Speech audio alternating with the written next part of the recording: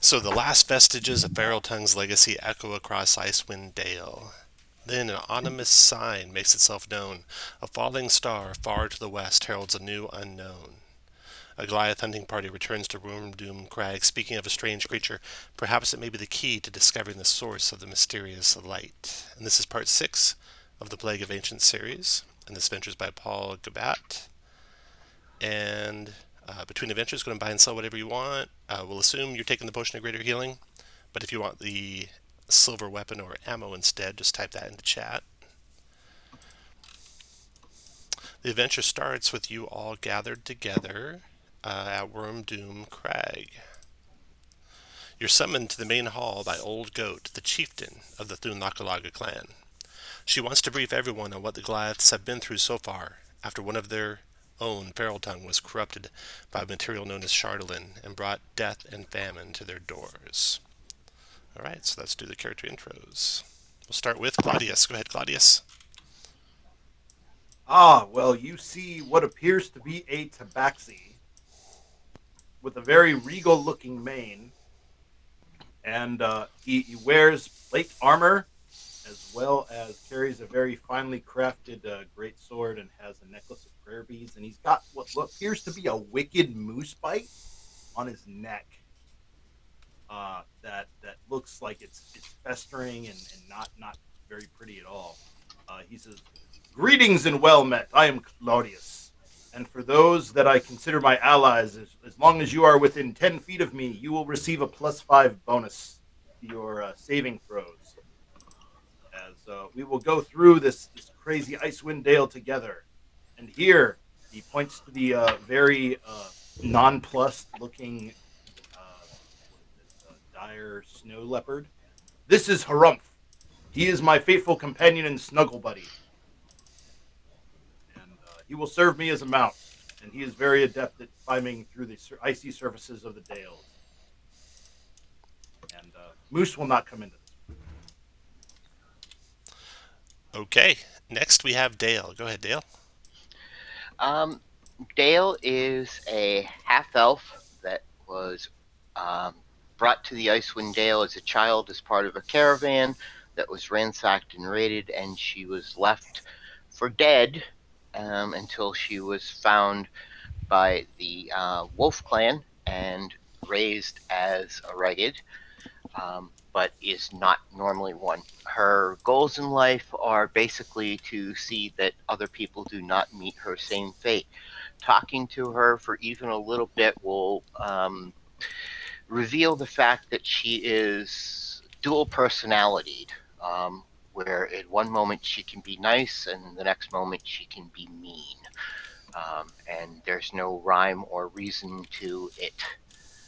So if I go a little over the top with the role play, just let me know and I will back down from that. I don't want anyone to be hurt, offended, or feel uncomfortable with her play. All right, next we got Helya. Helya is a forge cleric of Morden. She is adventuring through Icewind Dale looking for materials for the perfect set of armor that she wants to craft for the Queen of Mithril Hall, who she is deeply infatuated with. But she's been sidetracked by this quest to discover the threat to the Icewind Dale that was the Goliath druid and his snow owlbear companion. And Tom, if it's okay, can she purchase some splint mail from the Wyrmdoom Crag Goliaths? Yes. All right, she's going to do that and equip that, Okay. and that's that. That'll make her armor class 22. 22, yes. Trying to figure out why it only went up by 1. Okay, Nanolin, your turn. Sorry, which I'll work on. Nanolin is a half elf. His background is hermit, so he kind of looks like the person who would have spent a lot of time surviving on his own, hunter-gatherer type, except for the fact that he does wear a relatively nice polished breastplate. Has a bow tends to stick to the back of the party and lob arrows at things. He is a 6th level fighter, arcane archer. All right. Next is Paulric. Hey, Hello. Tom, can I, sorry, Go ahead, Josh. retroactively say I'm not going to buy the splint armor? Yeah, sure. I wasn't paying attention. I don't think that one bonus in armor class is going to make that big of a difference. Okay. to me. All right, Paulric, go ahead. I'll save up. Yeah. My name is Polric. I'm a cleric.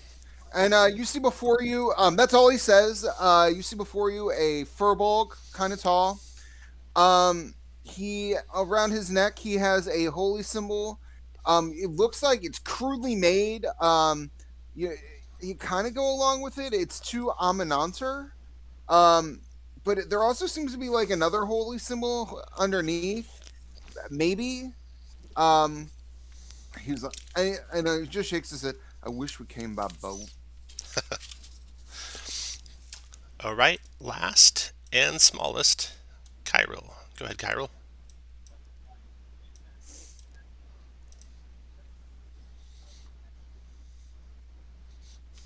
And you might be muted if you're talking. Kirill Underfoot is a stout halfling. He's wearing a heavy fur-lined cloak. Definitely looks like he's adapted to his time up in the north. He says, "Hi, my name's Kirill Underfoot. I used to be a forest walker until I decided to come traveling and see what the rest of the world is like. And so I found myself up here. And as he's talking, he roots through his bag and pulls out a whole onion, which he proceeds to just eat raw. And then you realize, oh, that's where that smell has been coming from." All right, cool. That's your group. The little 3-leaf icon on your token, that is inspiration. Remember to use that before you roll, not after you roll, and that'll grant you advantage on the d20 roll. And the little potion icon is your free potion of greater healing. So once you use that up, go ahead and remove that from your token so we'll keep a track of how many of those free ones are left in the party. Then you guys make your way to the main hall of Wyrmdoom Crag. Here's a picture of the main hall here. The place is pretty warm from the fires that are burning there. The cavern has a domed roof about 30 feet high and an open well in the middle of the floor. Rough-hewn stairs ascend to the southern part of the cave where the floor is 10 feet higher. A crackling fire and oil lamps brightly light the hall, but they cast deep, moving shadows through the place. As you come into the hall, you see many Goliaths gathered around, and out comes Old Goat and Tree Eye. Tree Eye is one of the 3 younger Goliaths that were taken care of by Hideminder, one of the 3 soul-joined Goliaths. And he often sees visions. He begins to retell the whole Feral Tongue incident to the clan, and they invite you to share your first-hand accounts as well. So, Claudius, anything you want to share about Feral Tongue? All right. Just making sure that was the guy we fought 5, right? You may or may not have. I don't think you did. Okay, yeah, because I've only played aside from the hardcover and No, Claudius, I played with him during Winter Fantasy when we defeated Feral Tongue and with the so Claudius was there with us. That was the one in 5. 10-5. Okay, yeah, I just played way too much D&D in the intro. So let's see. I remember Harumph. Yes, so that was the guy that we tried to take alive, and we were thwarted in that quest. And Claudius again will apologize for his part in that. That he could not stop the murder of Feral Tongue so that he could be re-educated and properly reintegrated into this Goliath society. Dale, did you come across Feral Tongue in your adventures? Yes. So Dale is going to look at Old Goat and tell her that she was sorry that she could not bring back Wind Whisperer, intentionally not naming Feral Tongue by name, and offering her condolences to Old Goat as she knows they were friends. Very well. She nods appreciatively to Dale. Helya, go ahead. Helya tells you that talks about how the Chardalyn corrupted Feral Tongue, and that even though it looks like it would be really good material for a suit of armor, you should not use it because it is very corrupting, has a very corrupting influence. You see several Goliaths look at each other and nod their heads in agreement. Nanolin, go ahead. Yeah, same thing. I encountered him in 10-5 and had a similar situation. The intent was to bring him back if we could. Unfortunately, he was too corrupted. He died at our hands. It was essentially self-defense, so I express my condolences for the friendship that you had, and I'm sorry it could not be resolved in a different way. Polric, did you run across Feral Tongue? I did come across Feral Tongue. My recollection, because there's been a lot of alcohol in D&D between then and now, is we had every intention of saving Feral Tongue, but some overzealous party members struggled with the difference between lethal and non-lethal, and we sort of kind of accidentally on purpose killed him. Because when you're like, I'm gonna Eldritch Blast, there's no non-lethal setting. And Kirill. Yeah, we tried our best. We tried to reason, but the Chardalyn corruption was just too much. Okay.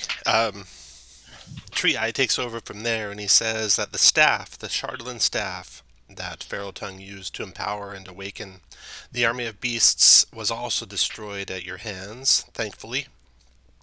The Chardalyn-infused monsters spread death and destruction, and even attacked 10 towns en masse, to some effect, depending on how you guys did in that adventure. With the help of Spear Song and boons from local Chewinga, and your own mighty prowess, you defeated Frostclaw and Feral Tongue, and to that we are grateful. After that, Spear Song voices his concerns about how Old Goat handled the whole incident and cost the lives of some of the clan. He's interrupted, though, when one of the Thunlaka hunters returns. The hunter delivers a message while catching their breath. Strange creature, he says. This is all in Giant, so you have to translate for your friends. Strange creature. We found a strange creature that might be related to the fallen star. The whole place erupts in whispered conversations in Giantish, back and forth about what could this fallen star be. When Tree Eye raises his hand, and Old Goat comes to you individually, and she says, listen to what he has to say. I am very concerned. She calls the Goliath Hunter over. She asks him to recount to you guys specifically what he saw. He says he saw a strange creature with a huge, blubbery head, and he's speaking in common now, and he's pretty bad at it. A huge, blubbery head, wearing strange clothes. It was captured by ice trolls and dragged off to their cave.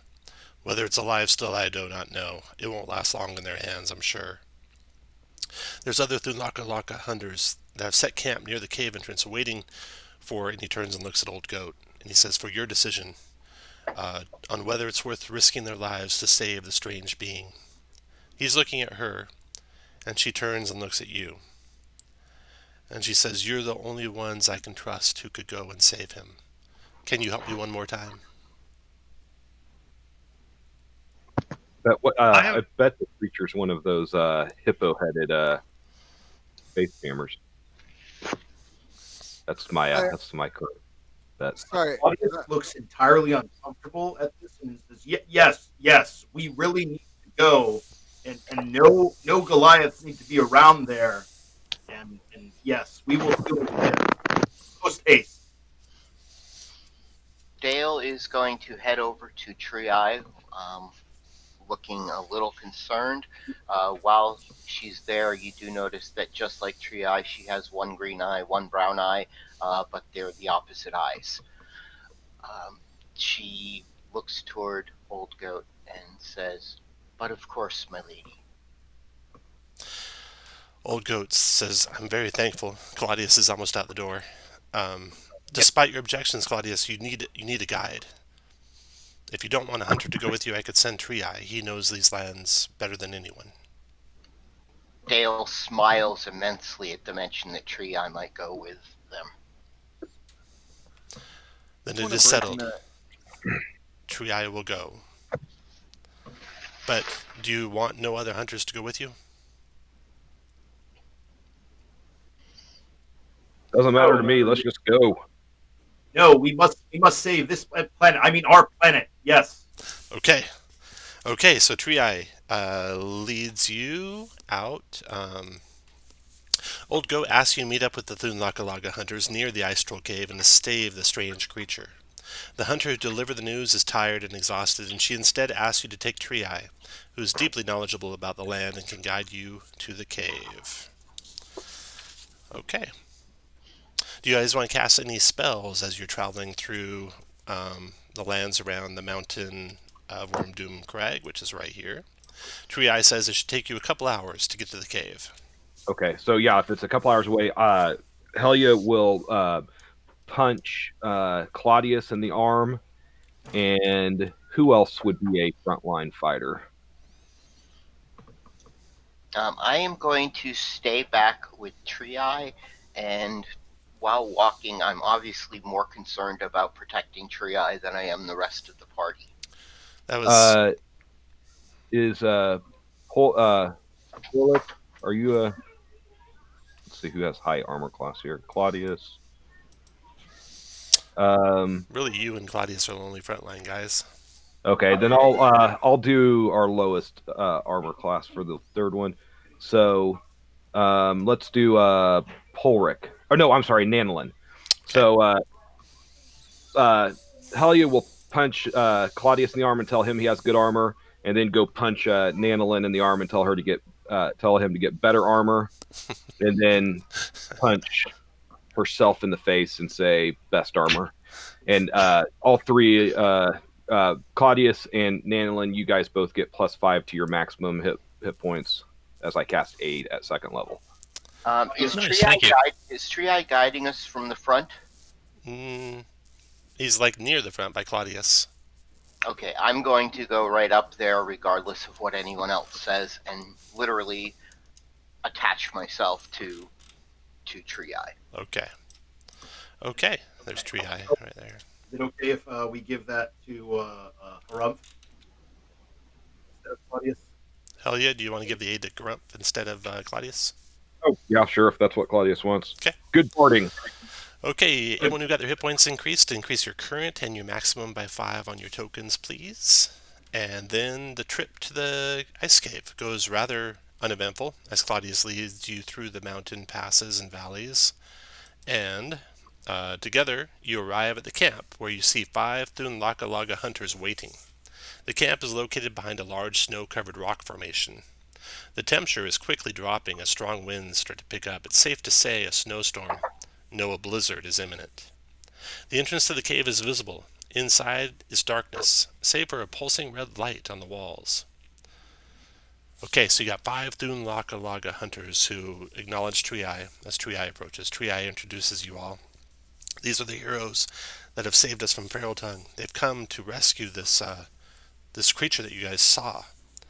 They tell you that only one of them saw the creature. It had a big, blubbery, like long-snouted, almost looked like some sort of like dog, maybe, only less hairy. And it wore a military uniform with all sorts of epaulets and badges and symbols and stuff like that on it. And the trolls drug it in there, and we're not sure it's still alive. That flashing light was on the creature that they saw. So what do you guys want to do? Out of curiosity, how large was this creature in Big. game terms? Is it a medium or a large? They describe them as big as they are. So much Okay. bigger than you, but still medium, probably. Okay. Okay. It's dark in there, except for that flashing red light. Do you guys want to light up any light sources? Polric will light a torch. Okay. Helya Then has no need for light sources. let me show you a map of the cave entrance. For planning purposes, we plan on taking breaks at like the top of the hour at 9 o'clock, or 1 hour in, and then we'll do another one like 2.5 hours in. For you guys' reference. Okay, so here's the cave mouth. I'm going to drag your guys' tokens down to it so you can see it. The hunters hang back, leaving you guys to approach the cave on your own. There's a central pillar to the cave, and two parallel pathways in. Looks like they connect inside the cave. You guys are all standing here outside of the cave entrance, and this is the cave entrance here. Could you ping the red light where the red light is hanging? Yeah, it's coming from the left. You can't see the source, but you see it flashing against the walls of the cave, so you can see the back wall from the entrance, or one of the back walls. It's kind of an irregular shaped cavern in there. You can see this back wall over here. The ceiling is about 15 feet high. There's a natural stone staircase that descends down about 5 feet below the outside level. Red light flashing against the walls. Snow is filling the cave. It's not real well protected in there. So it looks like anyone who is small in stature will have difficult terrain as to they have to trudge through deep snow. Unless you happen to have snowshoes, Kirill, that you can throw on. He does. Awesome. So you throw on your snowshoes quick in anticipation of having to walk through that stuff. And yeah, there you are, standing outside the cave.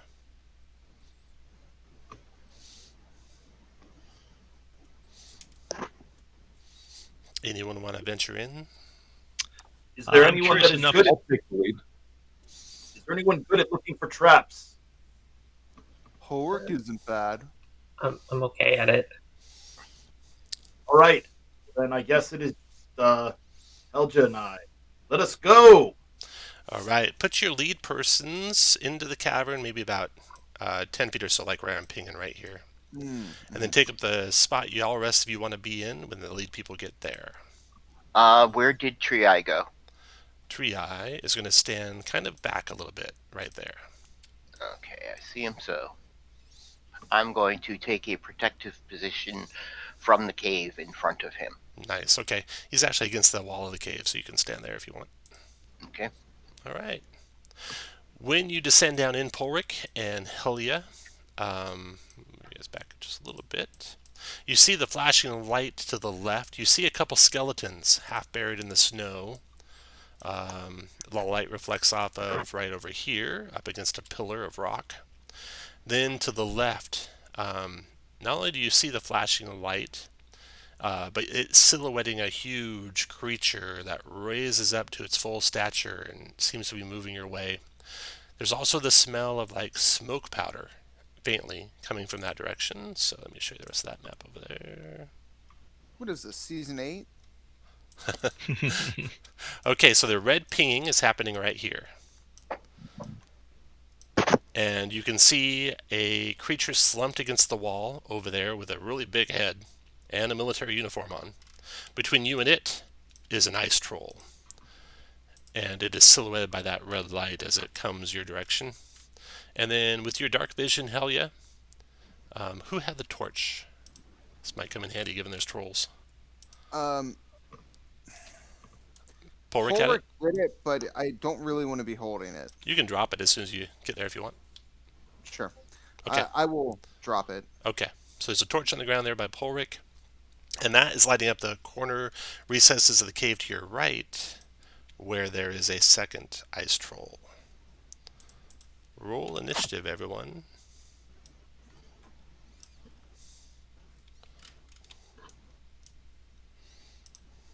And Claudius, you can use your initiative, and both you and your dire snow leopard will go at the same time.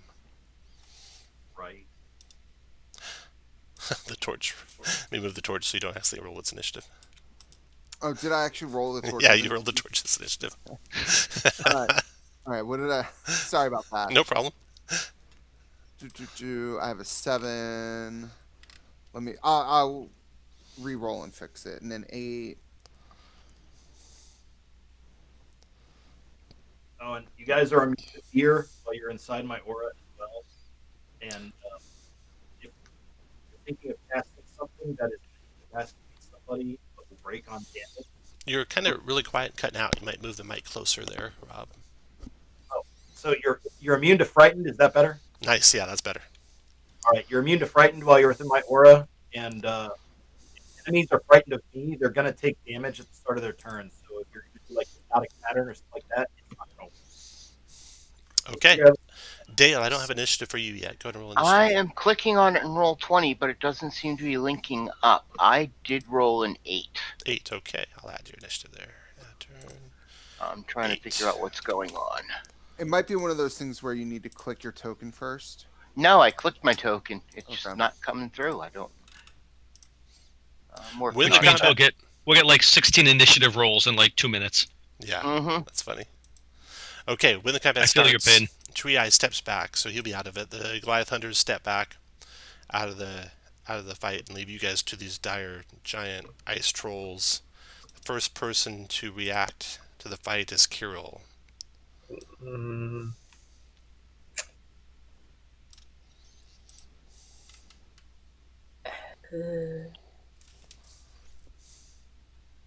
Yeah, Kirill's a little stuck, unfortunately.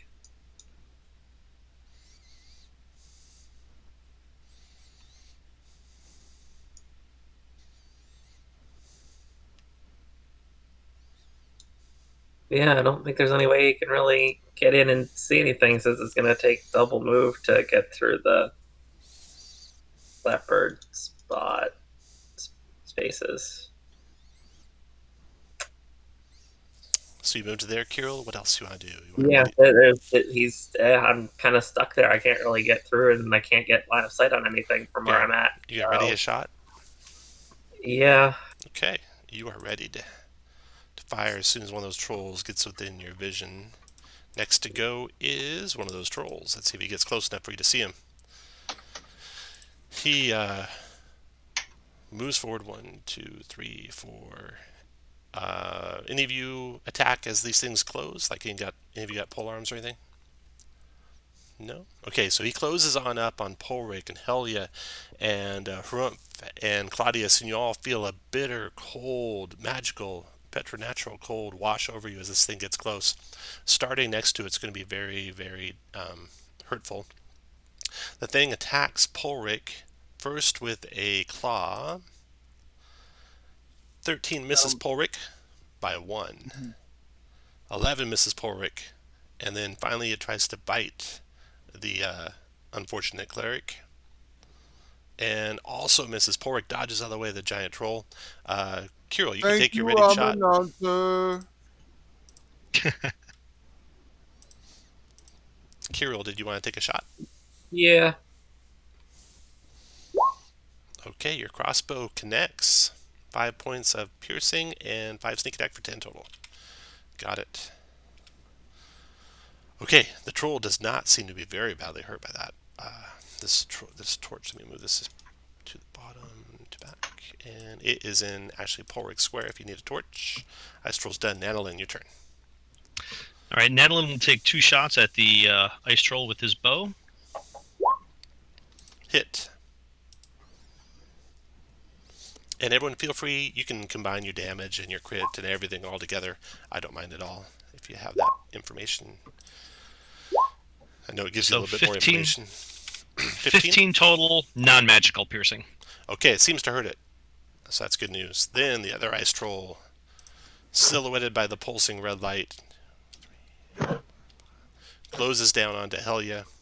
Multi-attack in you, Helya, for 17 missed. 26 connects, cutting through your armor, doing 24 points of slashing cold damage. And I need you to make a 15 con save, or you'll have disadvantage on your next attack. So disadvantage on your next attack, Helya. We'll put, I don't know what we use for that. That's a 19. Oh, no, you made it. Yeah, you got a paladin there. Oh, Paladin. Forgot about that. Then a bite. Blocked by your armor. Helya, you start in this cold aura. You take 12 points of cold damage, and it's your turn. That hurts. I am going to cast spiritual weapon as a bonus action Okay, and attack this one down here with it. good. That connected for 4 Yeah, force. Put it right. No, I'm going to put it right there. And then, I'm going to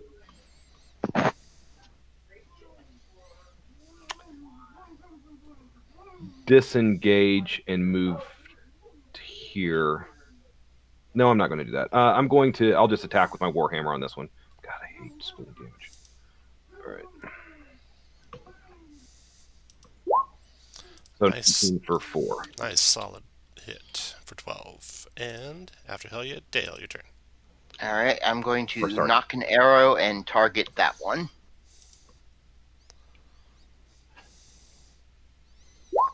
Hit 14 piercing.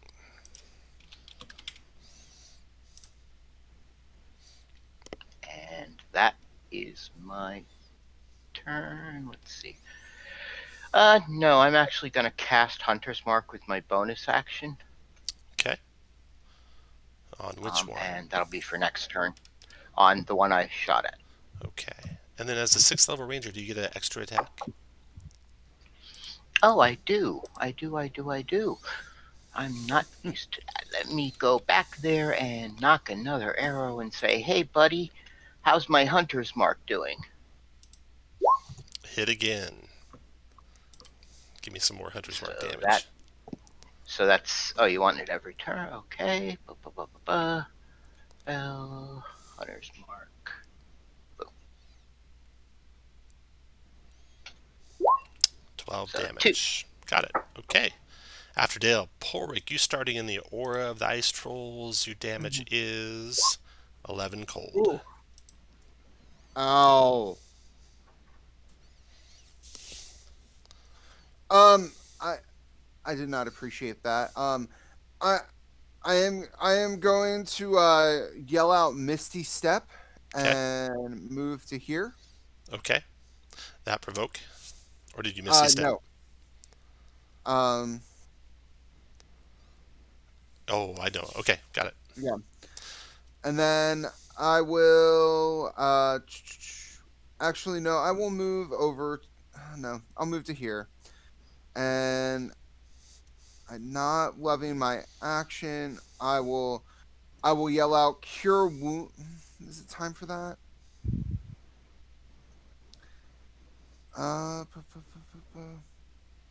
You know what? I'll just take the shot, and I will pull out my longbow and fire here. Okay. I have the bracers of archery, which give me Nice. proficiency. That's a hit. That's 20 to hit for 5 piercing damage And on this one. Magical piercing. got it. Sneak attack applies next to it. Oh yes, sorry. That's 14 Got magical it. 14. Got it. Okay, Porrick. Yeah. After your turn, And that's my turn. Claudius, you take 10 cold, and Harumph takes 11 cold. Rumpf doesn't like that.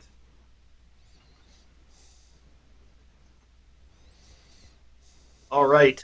For my first trick, I will pull a bead off my necklace, and I will give myself. Let's see, who were the other two that were making 2 attacks with arrows? Dale was, and Nanolin. Nanolin was. Gotcha. And the rogue. So I'll give it to the rogue, and I guess Dale's got the hunter's mark. So go ahead and feel the blessings. And you all are blessed. And for my action, Thank you much. I will go ahead and swing down with my greatsword on this troll. We must focus fire, my friends. Hit. And I will give this one a 2nd level smite. So that'll get 23. 2nd attack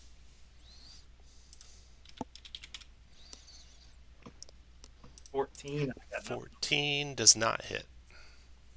And that I will have Rump.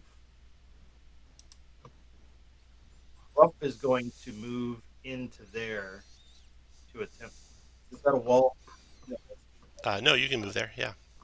Right, and catch. After Claudius. Kirill, your turn. Okay, gonna take bonus action Hunter's Mark on the troll that I shot before. Okay. And take 2 shots at it. A 15 is a miss.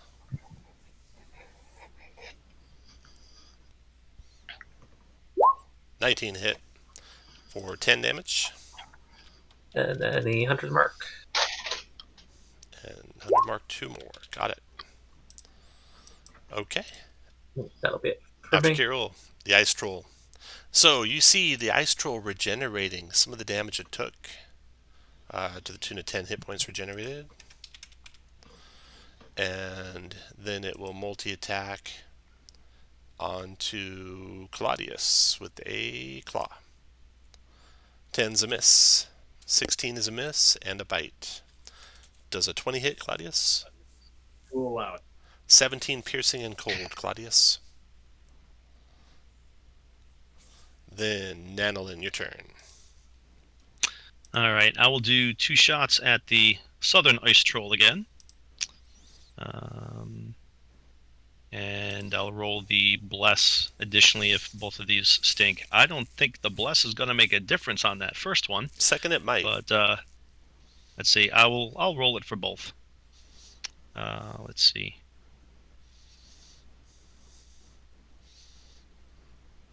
So 3 on the it'd be first, a 12 on the first one and a 13 on the second. Both missed.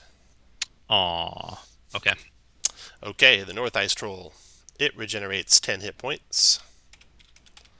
And then it will stay on Helya with a claw, and a claw, and a bite. All 3 missing the cleric. Helya, your turn. All right, I'm going Oh, wait, to. sorry, Helya. You're starting in the Ice Troll aura. Yep. So that's going to be 10 cold damage. All right, so I'm going to first start with the old adage, physician heal thyself, and I'm going to cast Cure Wounds on myself at level 3. Okay. That's going to be 7, 13, 14.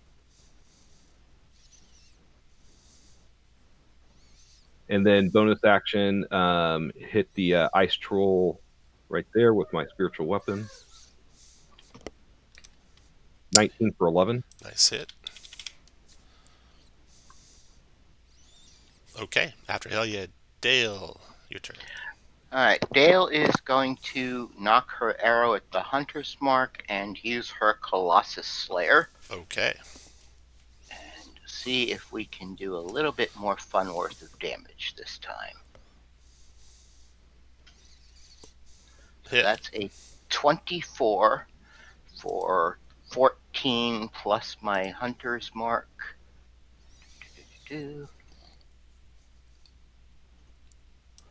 Which would be another 1. So 15 on the first shot, and then the second shot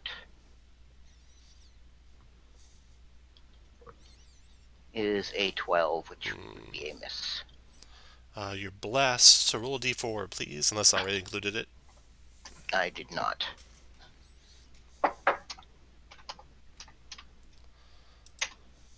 Ooh, just comes up short. After Dale, Polric, you are in the troll aura, so you take 14 cold damage, Polric.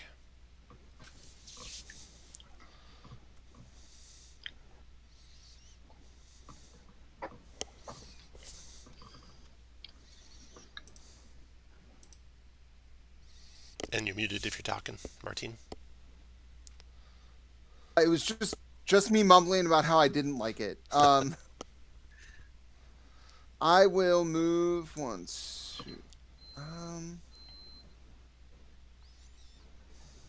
I will stay where I'm at and not love it. Which troll appears more hurt? This one or this one? The south one does. The south one. Can you see their All hit point right, bars? I wonder I if they're can. hidden. I'm being dumb. Oh, okay. That's. I will shoot the south one. Start with that. And that's a whopping 7 to hit, so I'm assuming that misses. It does. I'm then going to yell out healing word, and you see me quickly reach in my pouch or reach in my packing and grab something, apply it to myself, using very fast hands,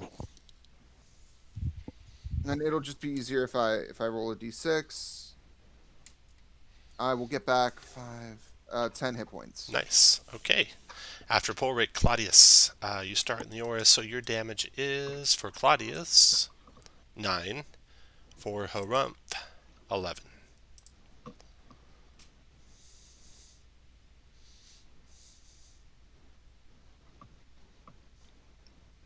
All right. For my first trick, Claudius is going to attack. That hit. This guy needs to drop. So he's going to. We're giving him a 3rd level. No, we're going to say. Oh, look. Roll 20 broke again for me. Just going to roll them all and we'll figure it out. So 11 points of slashing with 29 radiant. God, I love 20. 11 and 29 is Well, it should 40. be. Okay, that drops the troll to the ground. Somebody needs to throw that torch on him as soon as possible. Okay, and then for my item interaction, I will like polo style snatch the drop torch, and then would I be able to use my other attack to drop the torch on the light the body? Yeah. All right, so that is what I do. My second action. Okay, that troll's aura goes out. No more cold in that area. In fact, the troll's gone. Well done. Burning up. Helya punches Claudius in the arm. Anything else, Claudius? And then Harumph is going to dodge again, and I am going to basically pounce around my companion and come around this. No, I want to keep. Anyway, end of turn. But since Harumph is not a controlled mount, he can attack. So he will take a bite out of this other troll.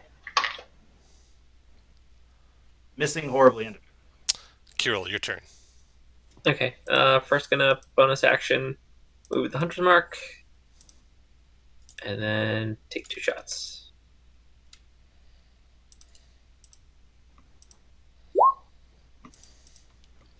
That's a hit for 11 on the first one. Right. The hunter's mark damage. 2 more. And second shot.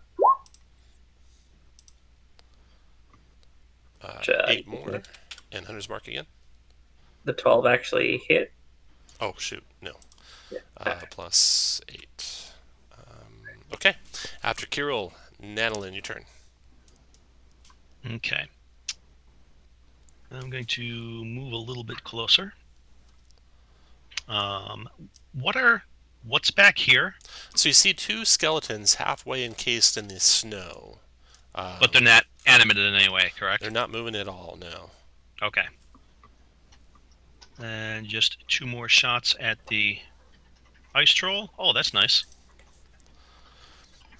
Nice crit, yeah. And I will roll the bless just for that second one, because the first one obviously doesn't need it. Ooh, 13. Not enough. Okay. Let's see. For the single attack, 10 points piercing, non-magical.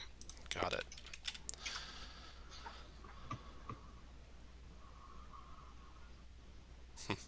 Okay. Nanolin's done. Ice Troll's turn. It regenerates 10 points. And then it attacks Helya still with the claw. Hitting Helya for 29 slashing and cold damage. Helya goes down. Then it turns its attention to Claudius with a claw. Hitting Claudius for 19 slashing and cold damage. And then Claudius DC 15 con save. You'll have disadvantage on your next attack. Problem. No problem. And then... Oh Here's yeah, my and concentration too, Claudius. DC 10. No problem. And then bite on Claudius. Hit for 14. And another DC 10 constitution save. No problem. 14 more damage from that attack. Ice Troll's done. Oh no. Helya. Let's see. The very first thing you have to make is a death save. So make that. Okay, that's one success. And then you get one failure for taking cold aura damage. So you got one success, one failure. And your turn's done. And then Dale, your turn.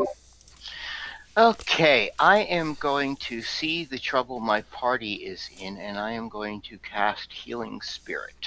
Nice, okay. So that is going to focus on, I guess, to get the best advantage out of it, right on top of Helya. Okay. We'll use this Healing Spirit there. So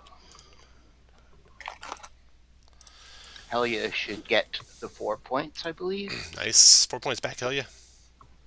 Thank you for saving my life. Starts the turn. And that will be...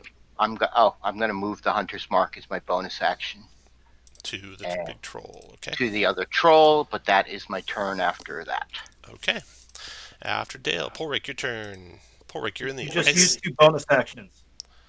Okay, so the hunter's mark's not moved yet. You have to wait till your next turn. Boom. Okay, then Helya or Polric, cold aura, death save, not death save. Cold aura. Oh, wait a second. Hold on. If that's the bonus action, then I never took an action. I use that as my action. Okay, what do you want to do? All right.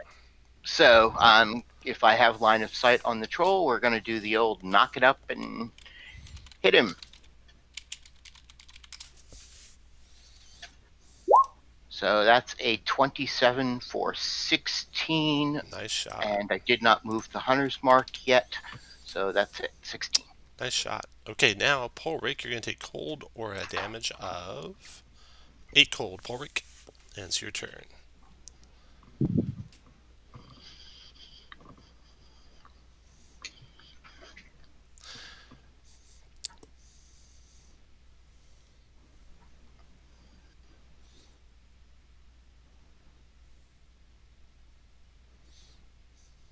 You're muted if you're talking, Polric. Yep, I'm muted. I'm gonna walk through Helya's space to get the benefit of the Healing Spirit. Oh, actually, we did it out of order. Helya, you wouldn't have got one yet, because it's only on the start of a turn or if a creature enters it, right? Correct. Okay. So Helya, go ahead and go back to 0 with 1 failure, 1 success. Well, and then I'm Polric, then you move through and take one of its charges, leaving how many charges left on that? Right now there's 3, I believe. Okay. So the Please first do not person use gets... the last of the charges before my turn, or I will die. Well, I think you're overstating the fact because I use very fast hands on you. What level are you, Helya? Oh, never mind. You're awesome, and I love you. I am level. Hold on, 7, I think. No, 6. Level 6. 6. All right, you're gonna get back 16 hit points. And then I will move. So I was here. I will.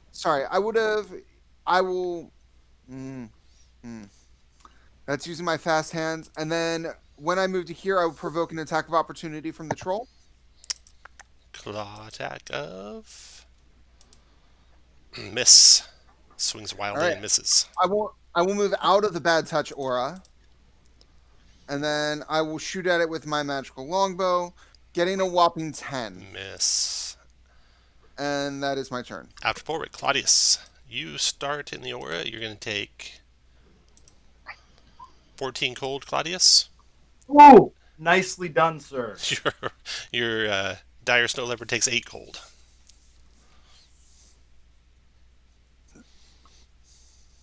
All right. Well, Claudius will say, gentlemen, I believe that it might be time for us to take this show on the road. So I will be moving. I hope that all of the rest of you will as well. And he is going to give this guy some parting shots.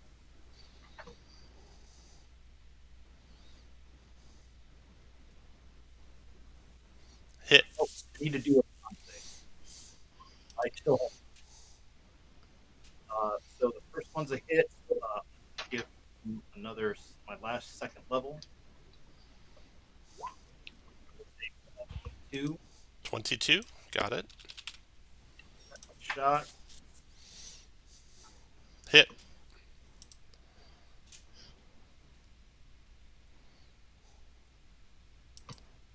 That's the first level,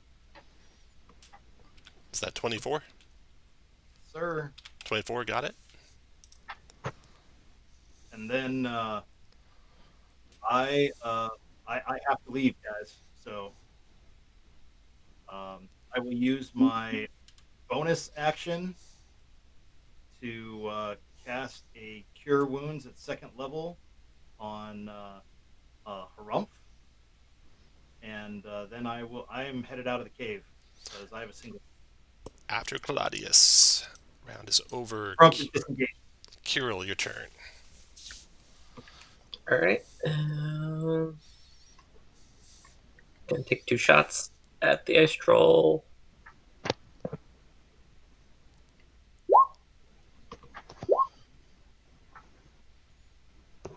Uh-oh. I'm not seeing the shots. Wonder if my roll 20 slowed. I might need to reload my roll 20 real quick. So what's the strategy? We're just running away? Hold up just a second. I will be right back when this reloads.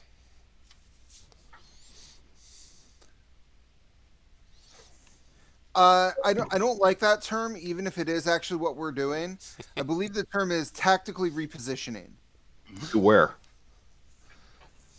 The hell out of Far here. away from the opponents.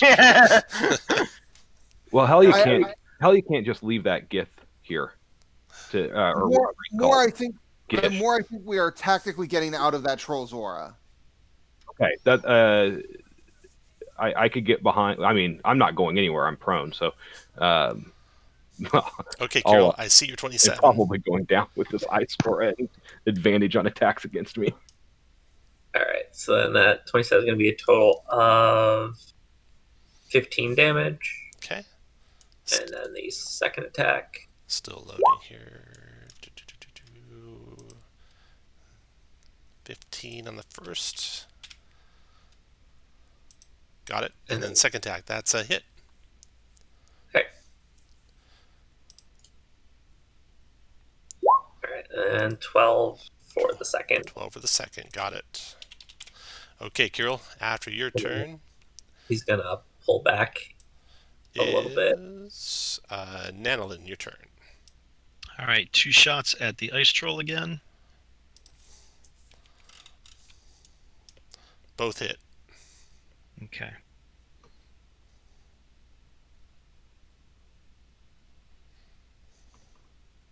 And 16 points non-magical piercing. Got it. And I will backtrack as well. I Okay. can still see it from there, though. Ice Troll regenerates 10. And then Claws Helya. Attack with the claw. Knocking her unconscious, and then moving to here to attack Polric with the claw. Missing Polric with his claw, and biting at the cleric for 14 piercing cold. Polric. I will step out of the way a little bit to avoid some of that damage, but Nice. ow. That was an ouchie. Okay. Helya, first death. No. First, death save first. He's inside the healing spirit. Yep.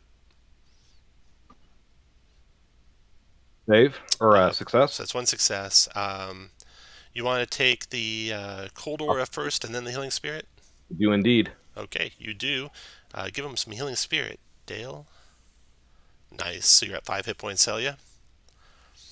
That's 2. There's 1 remaining. That's at the start of your turn, I Yes. believe, so you can still take your turn. So Helya will stand up,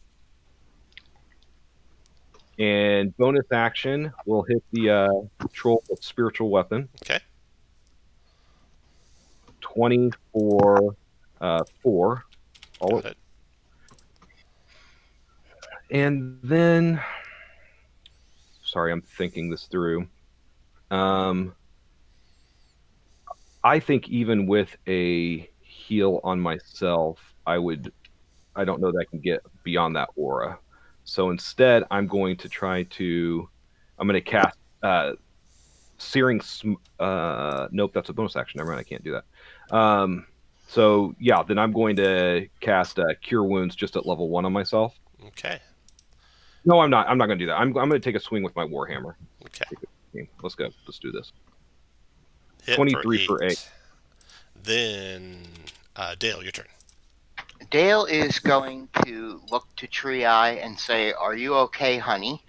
And then knock an arrow and give it everything she's got. So I am using my inspiration. Nice. I am going to use the Sharpshooter feat, and I'm Nice. going to use Colossus Slayer. Nice. So let's see if this actually all comes out on this wonderful thing, since I also have Bless. Oh, 15 plus the 4 plus a D4, right? Yep. You make it. That's a hit. Okay, so that's a hit. So 13. No, because it's -5. It's -5. So does a 14 hit? Oh, you're down to 10. No, a 14 does not. So I frustratingly do the same thing since it didn't do damage, but this time without the advantage. Oh, 13 could make it. You need to roll a 3 on your D4. Oh, that didn't roll.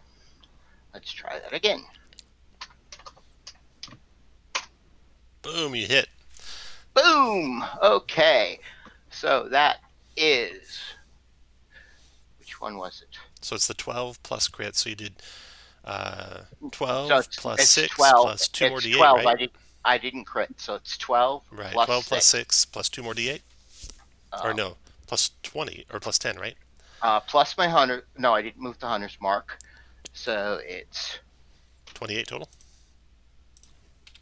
Oh, I gotta roll the D10.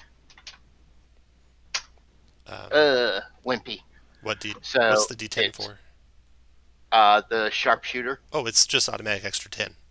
Oh, cool. All right, then that's what it is. All right, so 28 damage to the troll. Nice shot. All right, and that's my 2 shots. And for a bonus action, I'm going to do a little retreat back to a more my movement. I'm going to do a little more retreat back to protect Tree Eye. All right, Polric, no whammies here for the cold aura. It is 9 damage. Hanging on by Immunization. 1. All right. I'm going to back away. Or sorry, no, I'm not. I will Misty step away. Okay. And then I'm going to use my inspiration to give Okay. myself advantage on this attack. Nice. And I'm going to shoot at the troll. That's a crit. Oh, wow. For 15 plus 25 is 40 damage. The troll is down. Still alive, but unconscious on the ground. And you guys can easily get him burned before he regenerates, with all of you going before he goes. Okay, the healing spirit still has 1 left if anyone wants to hit it up. Okay. Polric, go for it. You're lower. Yeah, I'm at 1. Actually, you started your turn inside anyway, so. That troll actually fell on top of the other troll, where the torch is burning the other troll. So they're both burning up together. All right, so Polric, 6. All right. So it does die permanently. All right, that was a tough fight there. All right, Dale is going to head forward and pick up her arrows and collect her crap. Okay. Will we be able to do a short rest? You will, it turns out. And So Tree-Eye and the Goliath hunters file into the chamber after you, with your heroics, defeat all of the enemies within. And now you guys can go find out what that pulsing red light is. All right. There is a total of 5 hunters. I'm gonna look around and see who the most injured is. Okay. During Well, the short first, rest. you could take a short rest if you like. Yeah.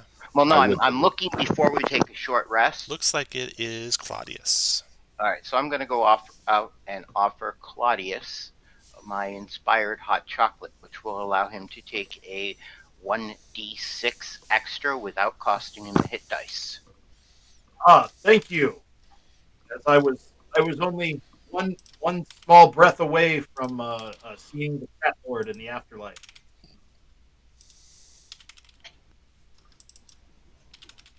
Okay. So go ahead and do all your hit dice and stuff. Outside, the weather is getting bad. The blizzard has moved in with full force. It could last hours or even days. The cold it carries and the amount of snow it is dropping seems preternatural. The Frostmaiden must be angry with you. Traveling by land could definitely be deadly right now. The only light in the cave is the torch that you have and the pulsing red light on the satchel slung over the prisoner's shoulder. You'll get a closer look at the prisoner. The prisoner is a 7-foot-tall humanoid with a hippopotamus-like head.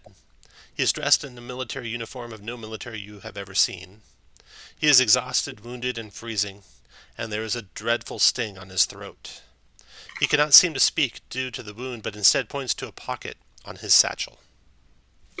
Can I do a medicine check to see if I recognize the sting? You may. Go ahead.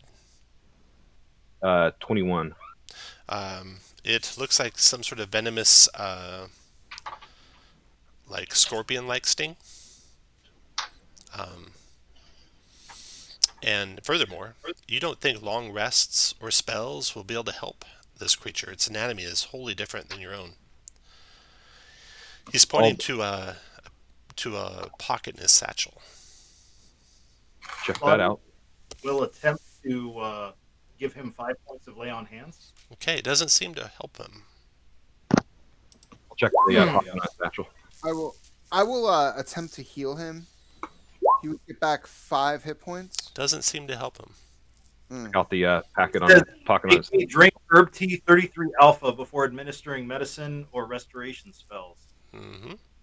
In the case I become afflicted by an extreme condition and get exhausted, make me drink herb tea 33 alpha before administering medicine or restoration spells. Combine an equal mixture of elderberries, elderflower, chamomile, rosehips, astragalus, and echinacea. Wrap in thin paper and steep in hot water for 20 minutes. So, as you guys are looking at this creature, and I got a bigger picture of him. He's not only wounded, but has 5 levels of exhaustion.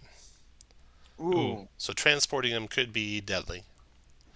You probably are going to need to hole up here in this cave until you can heal him and remove some of his exhaustion.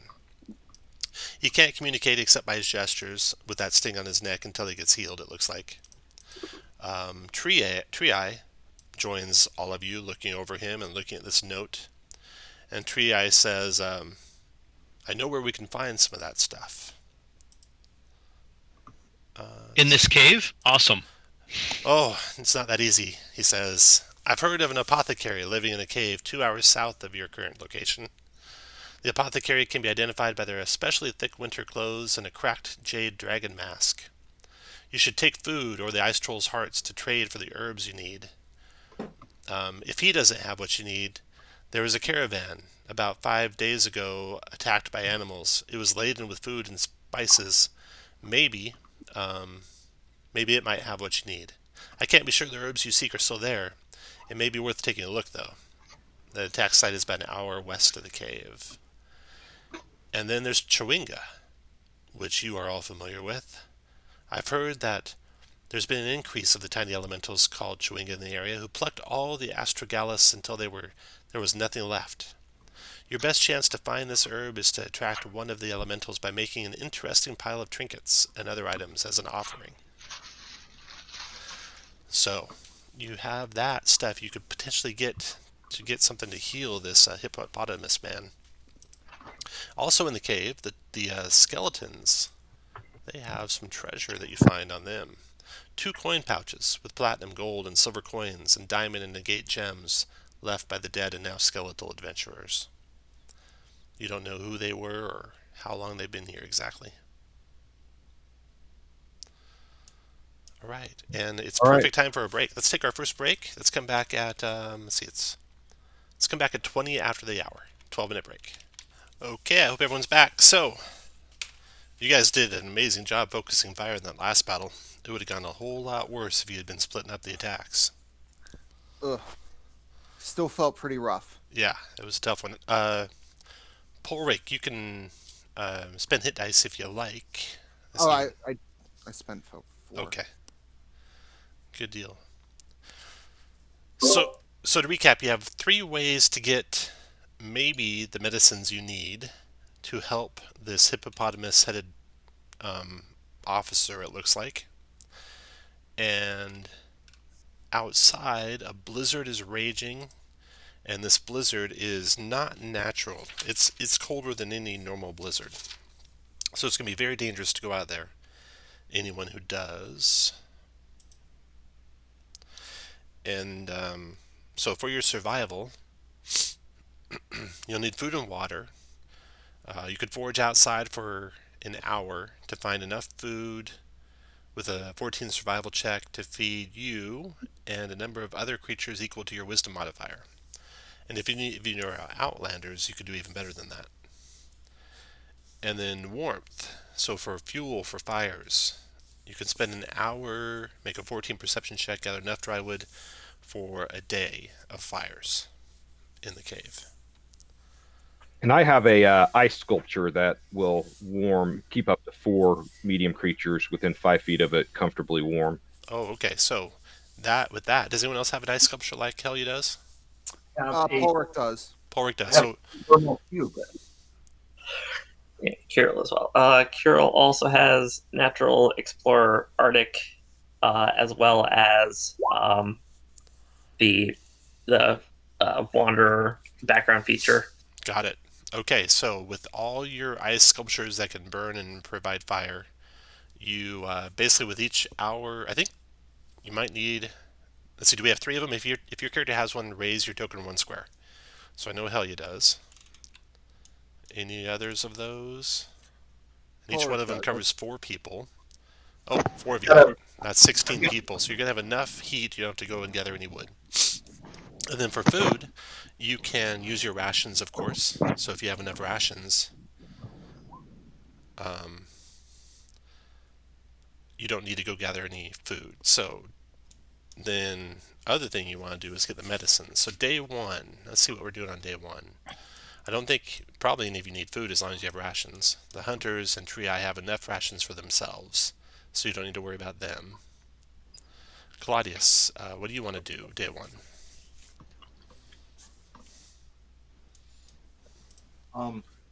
I guess one of us has to go out and actually do it. Right? Yeah. So yeah.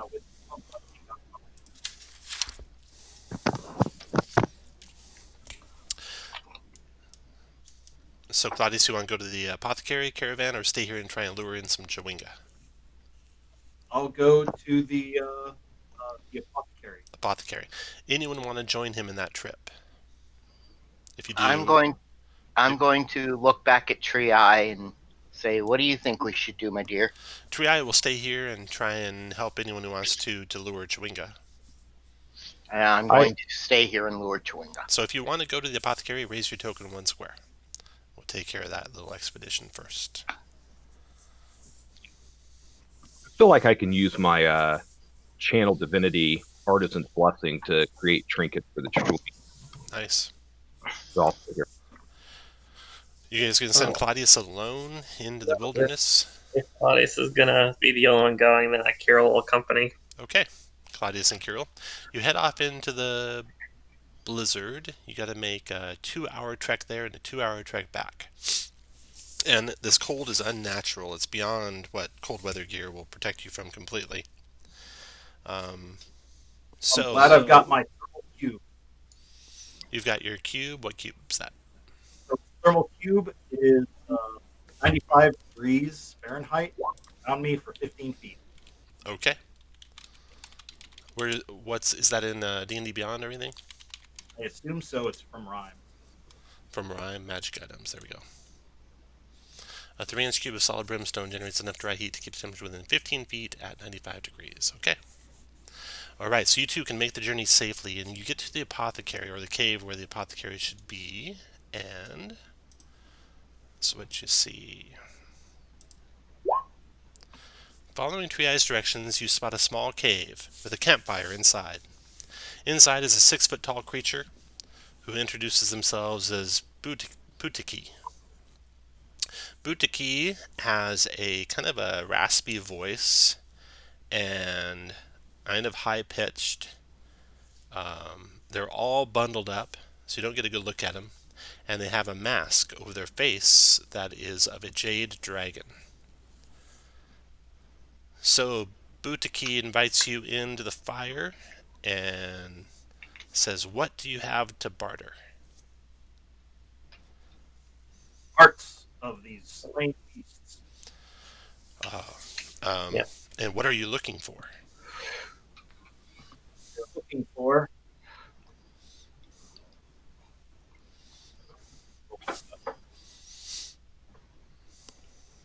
we are looking for elderberries, elderflower, chamomile, rose hips, astragalus, and echinacea.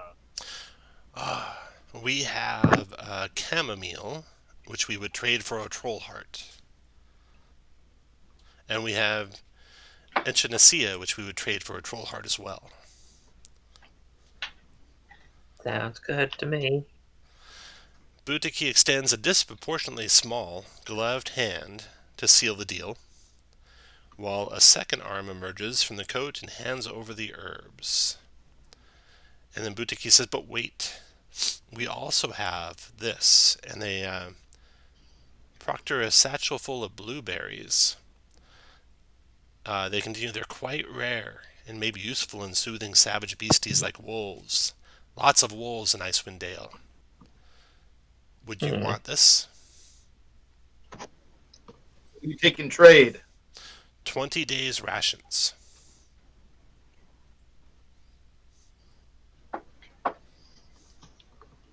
Well, I can pay you.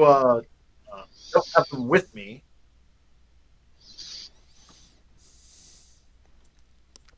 If you come back, the offer will still stand.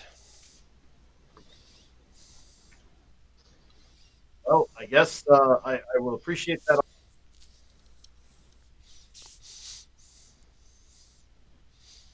Okay, you guys return. Yeah. What it- Unless Carol, you got it. I don't have 20 now, not on me. Would you take enough food for 20 days, or just specifically 20 days worth of rations? Yes, enough food for 20 days would be good too. Fresh meat's even better. Okay. I mean, give me some time and I could probably hunt and gather up enough as well. All right. Yeah, I think you could, Carol. So between you and Claudius, you can gather enough food to trade for the satchel of blueberries. Excellent. So you have, a satchel of fresh blueberries and chamomile and echinacea when you return. While you're gone, who wants to go after the caravan? If you want to go after the caravan, raise your token a square. What herbs did we get from the? You got chamomile and echinacea.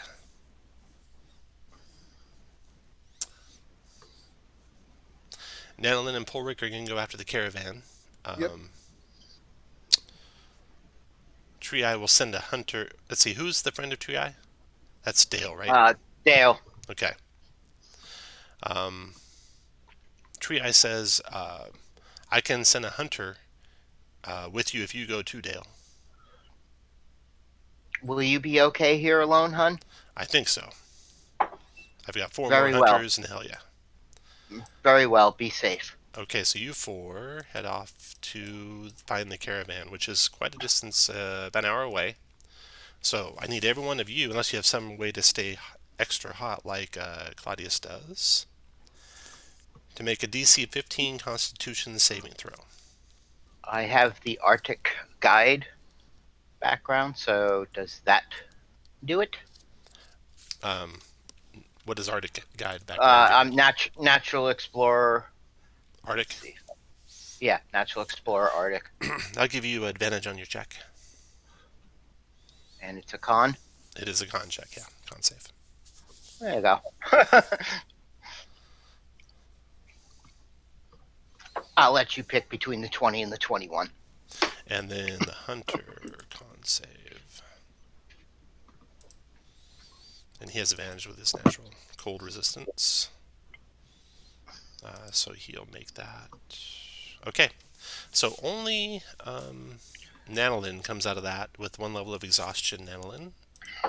So we'll take this. We'll use this yellow one for a level of exhaustion. You find the caravan, though, after your journey. And in the caravan...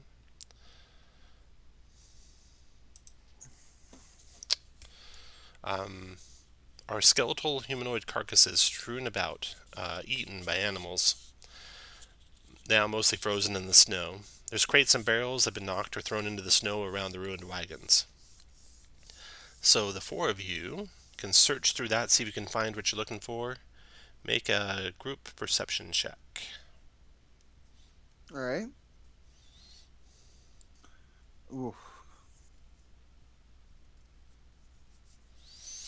Okay, looks like we got 1 success, and the hunter's going to go.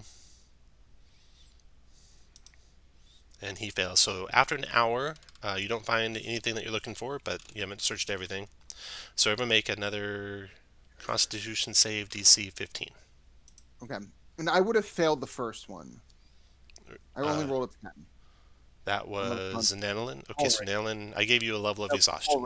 Yeah. No, this is Polric. Polric. You also got a level of exhaustion. Okay. Make your next con save. I look around at them, seeing that they're getting exhausted, and I give them like the nastiest of looks. I will actually use my inspiration on this for Nanolin for his con check. Roger. I've been Oh, saying when I didn't need to. I've been saying this since we started our trek. We should have taken the boat. Okay, we got Polric and Dale to make a save. Unless you already did. I got a 21. I did. Okay, good. Now, I got a 20. perception checks again. I got an 18. Good. Perception checks again. The hunter still doesn't help. 11. We stink. Mm-hmm. I can't feel my face. Need 1 more perception check. Okay, then. I think I'd almost rather do nature at this point. 1 more perception check. Oh, I had the 18. I had rolled it before my con save, but Oh, gotcha. Okay. yeah. Okay. Then 1 more con save, as you don't find anything that hour. The hunter's good. I've got a DC on 12. the save is a 15. God knows. So it looks like Polric slept at 2 levels of exhaustion, so you guys are going to have to turn it in here pretty quick, because you got to trek back. So this is your last chance to find anything. Nanolin also got a level. So perception check for the 4 of you. There we go. Hunter failed. Polric Polric and got Dale a made it. Okay. You find some herbs, some labeled, some not labeled. So now I need you guys. Is anyone trained in nature? I am. Dale. Dale is trained in nature. Is anyone else besides Dale? Nanolin as well. So Dale, is what's Nanolin. your modifier? +3. Nanolin, what's your modifier? +5. Okay, They look like Nanolin, leaves. why don't you make a nature check with advantage as you guys look through this stuff? Yay. Nice, okay.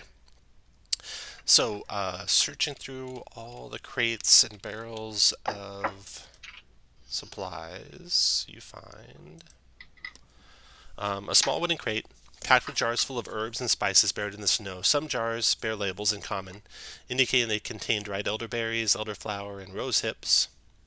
But as you're checking them, you realize that some are mislabeled. The jar labeled rose hips actually contains tiny dried tomatoes, while the jar labeled tomatoes actually contains rose hips. So, due to your high nature skill, you're able to identify that, gather the right herbs, and head back. You know what? I'm taking them both because one of them is food. Yeah. Matter of fact, if knowing what we had to do, besides the herbs, if there's food here, if there's any sort of fire making equipment, and if there's any odd trinkets that might be useful to the rest of our party who's trying to summon chewingas, let's gather all of that and take it with us. Okay, you do. And Nanolin, you can have inspiration. Thank you. There you go. Okay, and you, buoyed by your success, you do not have to make a check for exhaustion on your trip back. Now, As Helya, It would have gone well. As we arrive back, I communicate to Tree Eye that perhaps some of these party members would be better off if we left them behind. Tree Eye shakes his head, or their head. Helya, what do you want to do for trinkets?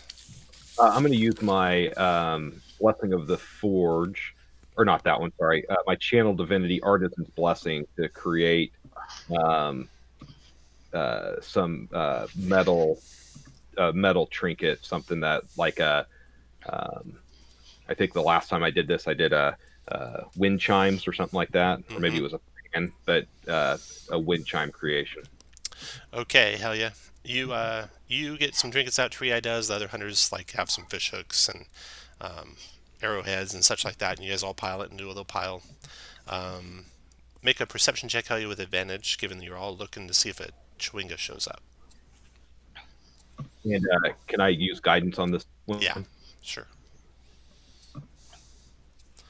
Okay. Mine don't need it. 23 perception. You spy a little chewinga sneak into the cave, tries to stay out of your view and get to the little pile of trinkets that you guys have set up. The little guy is about 6 inches tall, and he wears a little white mask, and he has strapped to his back some herbs, and it looks like it is the astragalus that you're looking for. He tries to pluck out some stuff out of the pile, but you spot him. What do you want to do when you spy him? I would say, we'll trade you the trinkets for the astragalus.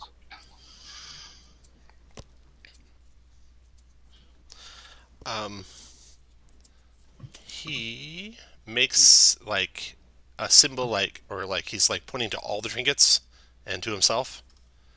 Do you have more than astragalus?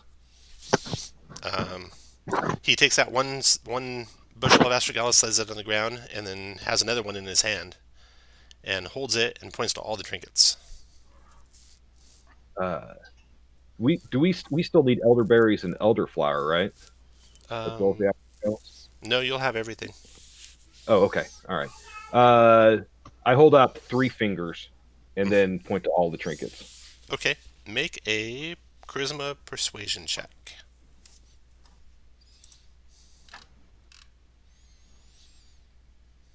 Here we go. Nope. Okay. He holds up 10 fingers. Okay. I'll give him a thumbs up. Okay. He starts gathering his trinkets, and then when he has his trinkets, he lays down the astragalus, and then he dances on over to your fire, your little campfire thing that you got burning, and he stands by it, and he holds his hands in front of it, and rubs them together, and holds them in front of the fire there. And if you don't shoo him away, he takes a seat there and hangs out for a while. Sure, I'm good with that. So you got your astragalus, and then Kirill and Claudius return with their chamomile and echinacea, and then Angry Dale and the rest return with elderberry and elderflower and rose hips. So you now have everything you need to make the concoction to heal the GIF. The chewinga is sitting there by the fire, so you guys are introduced to the little chewinga guy. And he watches kind of with a smirk on his mask. His mask changes a little bit as you guys try to concoct this medicinal herb thing. So you got an equal mixture of elderberries and elderflower and chamomile and rose hips and astragalus and echinacea. Someone who's trained in medicine would be the best to brew the tea. Helya has a +6 and is trained. Anyone else trained in medicine? No, but I will mutter something about my companions being better off used as target practice in Targos. I will. So when people look at me, like, because I'm describing myself as a cleric, I'll be like, I'm not that kind of cleric. If nobody else is trained in medicine, then I'll use my inspiration on this medicine check. Okay, go for it. Never mind. It looks like Nanolin is trained in medicine. Okay, yeah, you have advantage, Helya. All right, perfect. Which I needed. Nice. 26. Yep. You're able to brew the concoction without failure, which the gift hippopotamus man greedily sucks down. The Chewinga giggles and laughs at the noises the hippopotamus makes, and then randomly picks one of you. Let's roll d6 here.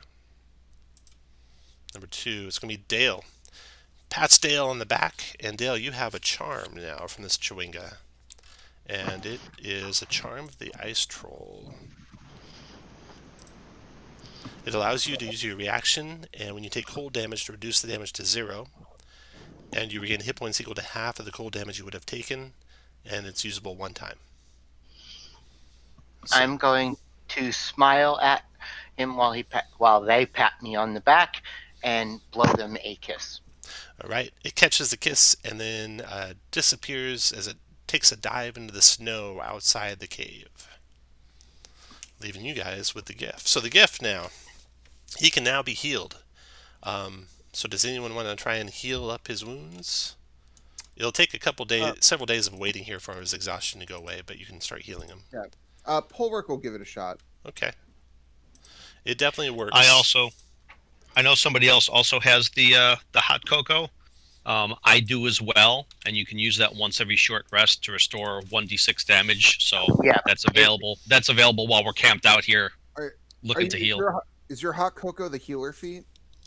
No, it is an actual legendary award, and it works once per short rest. So if we are short resting, yes, he could take my 1d6. Yeah, Okay. in fact, you're even long resting, given you need to get rid of the levels of exhaustion on people. Oh, in that case, That's a lot of hot cocoa. Mm-hmm. Yeah, in that case, I'm going to let loose since we're long resting. And anyone need any healing? You will all be at maximum hit points, and you'll all be Bang, long bang, rested. bang, bang. And you'll, yeah. So, there. So now the GIF, after a couple, rounds of healing, the wound closes up on his neck, and he begins to be able to talk. And he says that his name is LefTenEnt Prook. His ship was destroyed by spider creatures named Neogi. They crashed. I was taken prisoner. My crew was taken prisoner. We were held aboard a prisoner ship being returned to their home planet when we crashed upon this icy, mountainous terrain. I proceeded to escape. I then found myself stung by a giant wyvern-like creature, and now I am rescued by you. We must check our gear and return and take the destruction back to the Neogi. So, everyone, check your packs. You should all have 20 days of rations. You should all have healer's kits. Let me check each one of you. You, dwarf, bring your pack over here. I want to check it. What Neogi? Is that what he said they were? Neogi, yeah. How do you spell that? Neogi. The answer to the question that I was asked is no. You know who asked it. In Neogi, so he shares with you that the Neogi are a slaver race that look like spiders combined with eels. They have a ship crashed in the mountains nearby, and he can take you to the ship. Tree Eye suggests that maybe you should head back to the caves. We can make sure you're safe. These skilled adventurers can go and check out the Neogi without risking your life. Our chieftain would very much like to speak with you. Lieutenant Prook says, of course, proper channels and all. I need to get these men, though, headed to the right direction, and women as well. So I will go with them, if you don't mind. Tree-Eye nods and defers to the lieutenant. I'm going to angrily look at the lieutenant in a very disapproving manner, just out of being evil. Not evil alignment, but just I don't like him. Helya's ready to go. I can see we have an attitude problem amongst our ranks, but that is okay. We will proceed anyway. People who fail in battle are not my friends. He gathers his weapons, his pistol, his musket. He says, where are your firearms? I'm going to show him my bow. Far more effective. We'll see. This planet has no firearms that are prevalent. I mean, our planet has no firearms that are prevalent. You are a strange one. You do not look like the others. I've seen... What's a planet? Well,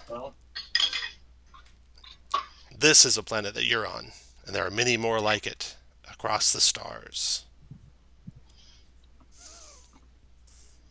I will take you to a ship that can take you to other planets. Maybe we can take it over and make it our own. Is it functional? Well, it crashed, so I don't think it is. But maybe. With Moradin's blessing, we can fix it. Yes, I like this one. Let us go. I like you. Punch him in the shoulder. He punches you back. Almost so knocks you over. You want to go in a broken ship to some place that doesn't exist. And I'm supposed to trust you? You are supposed to follow orders. You do not need to trust me. I just kind of grin at the follow orders. I kind of think I liked him better when he couldn't talk. Claudia seems very buoyed at this, at the chance that he might be able to go. I'm sorry, I didn't hear what you said. Oh, Claudia seems very buoyed in his the idea that he may be. Lieutenant Prook says, well, first of all, let me share what he shared with you. The blizzard ends, says you're speaking with Lieutenant Prook, who has recovered from his wounds and exhaustion. You learn he once commanded a brigade of hippopotamus-headed Gif mercenaries, but his entire unit was captured by Neogi slavers. Of them, he's the sole survivor. The Neogi ship recently crashed in Icewind Dale. Then he hands over to your group a reward. For helping him survive, Lieutenant Prook takes a squat black rod that has a matte finish and a couple of flat switches and dials at one end from his satchel, and he gives it to you. And he says, this device can open up any door.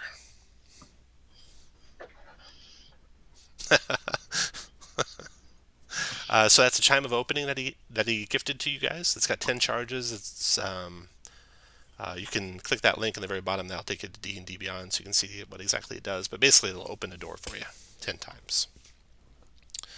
Okay, so if you guys are ready, Tree Eye wants to return with the hunters.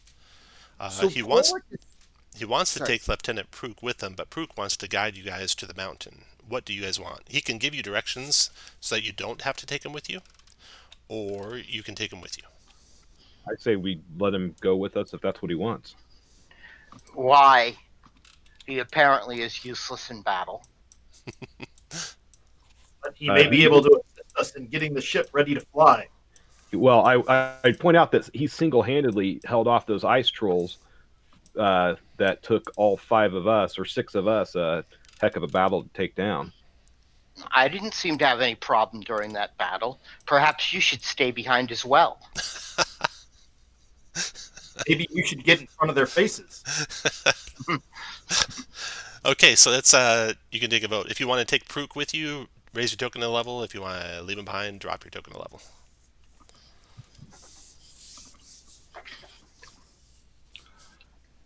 Um, 50-50 so far. Oh, Polric. Okay, Prook is going with you. Yep. The lieutenant trudges out into the snow and says, "Let us go." I need to know who voted yes just for future. Polric will look at you and be like, honestly, I don't know what's going on. I feel like we should have taken boat, but you say maybe no, we don't take boat. And now me confused. Actually, who better yet, who voted no with me? Because that's only one person.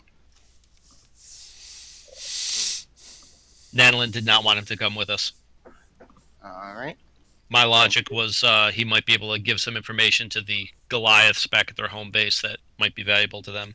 And if They he don't gave us adequate directions, hey, we don't need him with us. The Goliaths don't need that information. Their As kind you is guys- not ready. As you that. guys are discussing amongst yourselves, you see Prook drawing something in the snow. When you go over and look at what he's drawn, it looks like this, what I have on the screen there. He says, "There are 2 great mountains that look like fangs rising up out of the ground. There's a valley between them, and in that valley is where the ship crashed. We could head straight in. We could circle around to the left or to the right and come from the other direction. We could climb over the mountain peaks themselves and descend from above. And finally, there was a cave I saw as I was departing the area, repositioning tactically, and I suspect that cave might lead into the valley as well." Retreat. So he leads you off across the tundra towards the mountains to the west is what the direction you're heading. Got a map here to the south, bottom right of the screen. We just came from that direction. We passed the caravan remains on the way out. Yep. Okay. So you guys will be traveling across snowy tundra.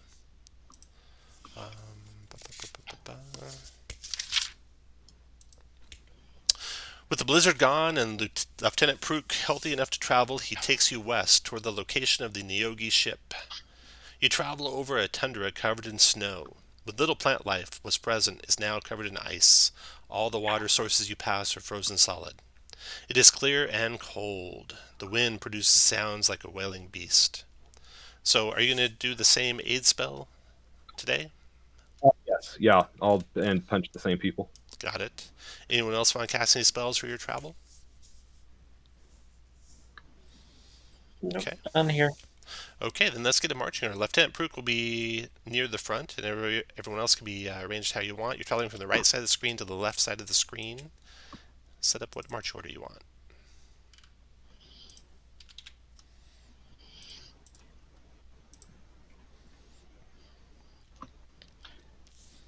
Let's see. Where is our lieutenant? That's him right there. That's him right there. As far away from him as possible. I'm sorry, you said the left is the front or the right is the front? The left is the front.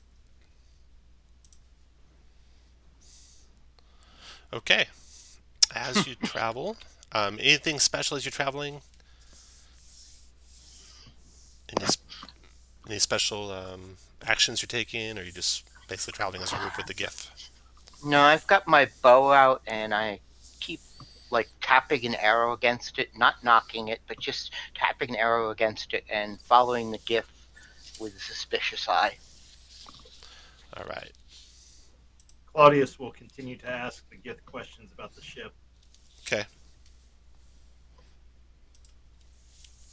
You spot a mammoth trying to break a frozen tree with its tusks to get at the fruit. Wrapped around the mammoth's trunk is a blue crystal. Grab the mammoth here. There he is. He's up ahead of you guys, about 40 feet or so. Does the blue crystal have any magical connotations to it or anything? Would an arcana tell that? Other than it's strange to see a mammoth with a crystal, nothing you can tell from the distance you're at. Okay. The mammoth turns and looks at you guys, and when he sees you, Try not to look like a tree, guys. the mammoth crushes the blue crystal. Its shards fall to the ground, and the mammoth makes a loud, intimidating trumpeting. The beast utters a single word in common while freezing wind spreads throughout the surrounding area. Kill. The mammoth stands in the calm eye of this wintry maelstrom. Also, Polric and Kirill and Dale, you shout warnings as you see winter wolves in the snow trying to sneak up on your group. There are 4 of them, 2 on each flank. The maelstrom that's blowing around the mammoth, the mammoth itself seems to be standing like in the eye of the storm of the maelstrom.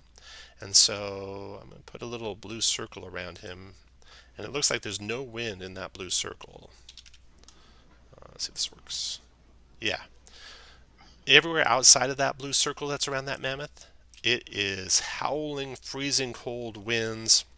You're being pelted by ice, and it's getting worse and worse. So everyone roll initiative, please.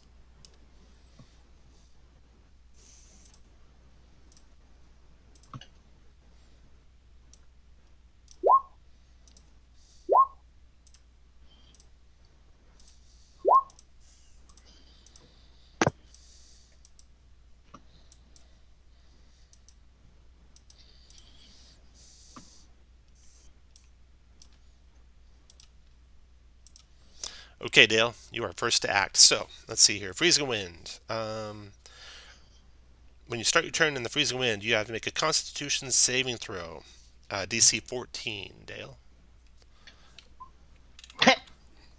Okay, Dale, you take 10 cold damage. And your body is so covered in ice that you are restrained. Looks like until you take bludgeoning damage. Let's see, restrained. We'll use this padlock for restrained. On a successful save, you would not have been restrained. You can make a 15 athletics check as an action, or someone else can to break you free if they don't want to do bludgeoning damage to you.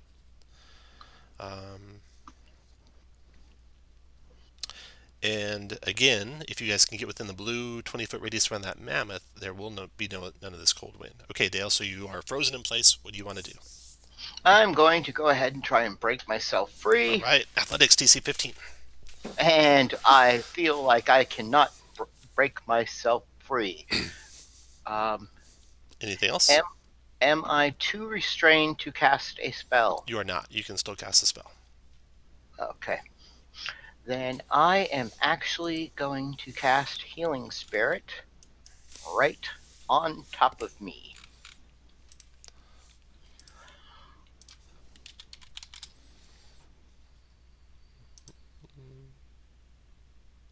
Alright, and that would be my turn.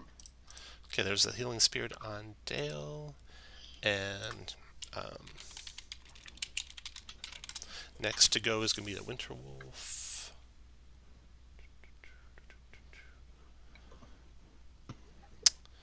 That's concentration. So the lightning bolt will be concentration for your spell. There you go. Okay. Winter Wolf to the south. 1, 2, 3, 4, 5, 6, 7, 8, 9, 10. Just takes a dash for it to close on you, Polric. It's done.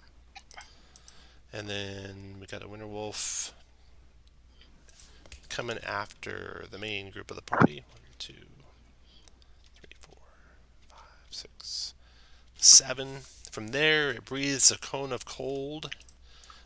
15 feet, so it's only going to get Kirill and LefTenEnt Pruk and Claudius and his tiger. It is 15 cold damage, 12 dex save for half. Lieutenant Prook failed, took 15 cold. Then the last of the Winter Wolves. It's going to come from the north side of the party. 1, 2, 3, 4, 5, 6, 5, 6, 7, 8. And its breath is going to hit Nanolin and Kirill and Claudius. So leaving out Helya and Lieutenant Prook. This one does 16 cold damage to Nanolin, Kirill, and Claudius and his tiger. And it's a 12 dex save for half. So these two guys both breathe. Breath.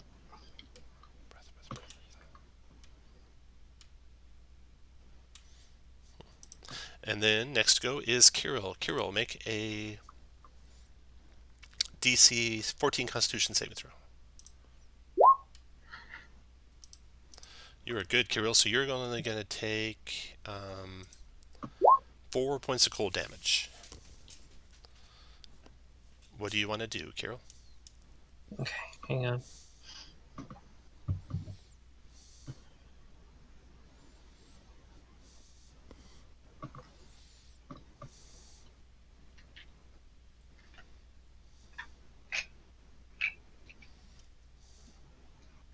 Okay, gonna cunning action to bonus action dash.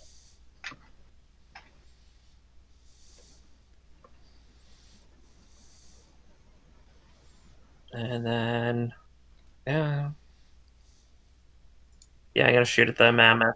Okay.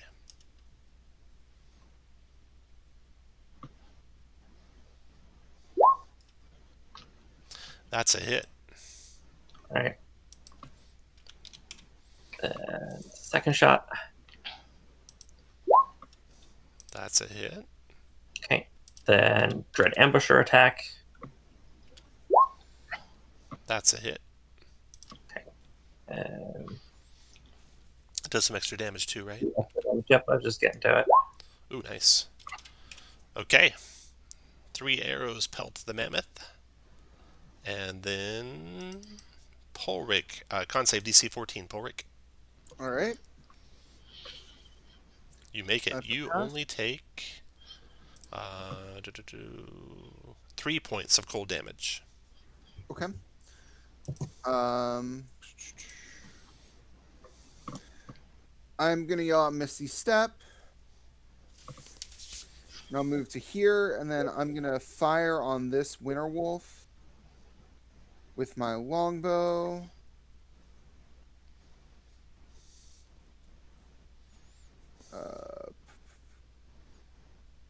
Why? Oh, I should have told you this too. And you can redo your turn. You can even reroll that 5.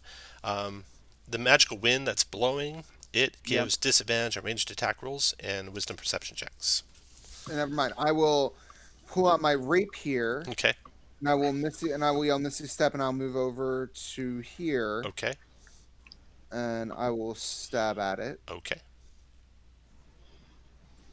That's a hit. And that will be 11 regular damage. Okay. And why? Sorry, I'm talking to myself at this point. That's my turn. Okay. After Polric, the last of the Winter Wolves. This one here. 1, 2, 3, 4, 5, 6, 7. It's going to go to there and breathe, hitting Polric and Nanolin in its breath for 19 cold damage to you two. DC 12 dex save for half. Nice save, Polric. So that's 9. Yep, 9 if you make it. Nanolin, 12 dex save. You made it already, didn't you? Okay. Yeah, I got the 18. Nice. Okay, then after the Winter Wolf goes, the Mammoth goes. The Mammoth closes on Kirill. It tries to gore you. It crits you. Oh no. for 48 points of damage. Kirill. Down. Kirill drops unconscious to the snow. The mammoth trumpets another blast. Nanolin, your turn. Well, I'm going to have disadvantage with my preferred weapon anyway, so there's no sense in disengaging and move away, but I'll shoot I'm two sorry. shots at the Winter Wolf. Real quick, Nanolin, con save. Oh, and also you took some damage from that cold breath. Should have taken 9 damage. Yes. Okay, I'll update your token here so everyone can see. Oh, I'm sorry. You know what? I didn't update the last one either, so I'm actually down 17 from being in 2 auras, cold breath auras. Okay. So I forgot. Yeah, I forgot to update the token until you just said it. 8. There we go. Okay, then it's start of your turn. DC 14 con save due to the blasting wind. No problem. So you take 23. half of that damage. It is half of 17 is 8. 8 more damage. So another 8. Okay. Now your turn. And I will take 2 shots at disadvantage against the Winter Wolf that's just north of me. Hit.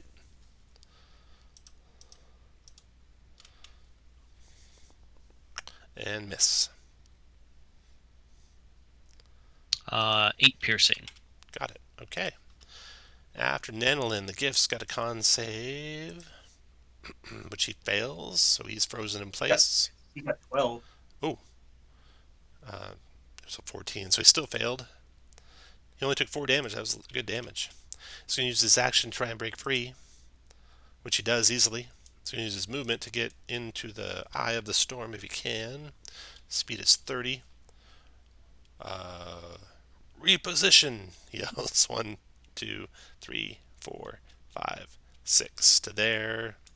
And he is done. That was everything. Helya, your turn. Con save, DC 14. Advantage or +5 because of the paladin. That made it. Thanks to the paladin. So you're going to take half of this damage. It is only 5 points. Helya. All right, so for my bonus action, I'm going to cast Healing Word on Kirill.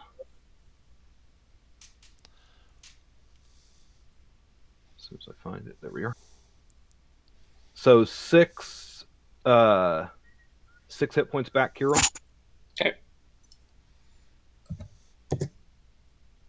And then I'm going to take a swing with my Warhammer at the Winter Wolf. 23 for 7. Got it. And then I'm going to take the opportunity attack and move. Wolf bites. 19 misses you. To there. And I'm done. Boots of striding and springing. Get you there even though you're a dwarf. And then Claudius, your turn. All right.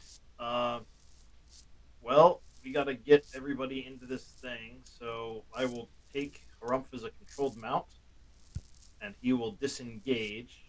I will then attack this Winter Wolf. Missing horribly. I will then remember what I'm supposed to do, and with my bonus action, I will pull a bead and I will cast Bless on myself, on Helga, and on Horik. And then I will take my second shot. That hit. That works a little bit better, and I forgot to even check my Bless. But I'm assuming a 23 will hit. It hit, yep. And let's see. We will do a second level smite.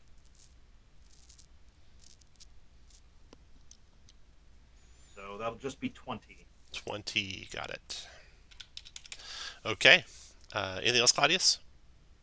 I will remain there in an attempt to give my aura to as many people that are outside. All right. At the end of that round, the aura, the eye is kind of pushed back around the mammoth, so now it's only a 15-foot eye around the mammoth. 15 feet. Save that. Helya and Lieutenant Prook is still in it.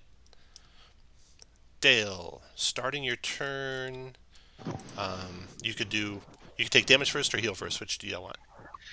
Well, the heal is going to be automatic, so that's a 3 Okay, for the you start of my turn. got 3 for that, and then you're restrained, so you got to make a con.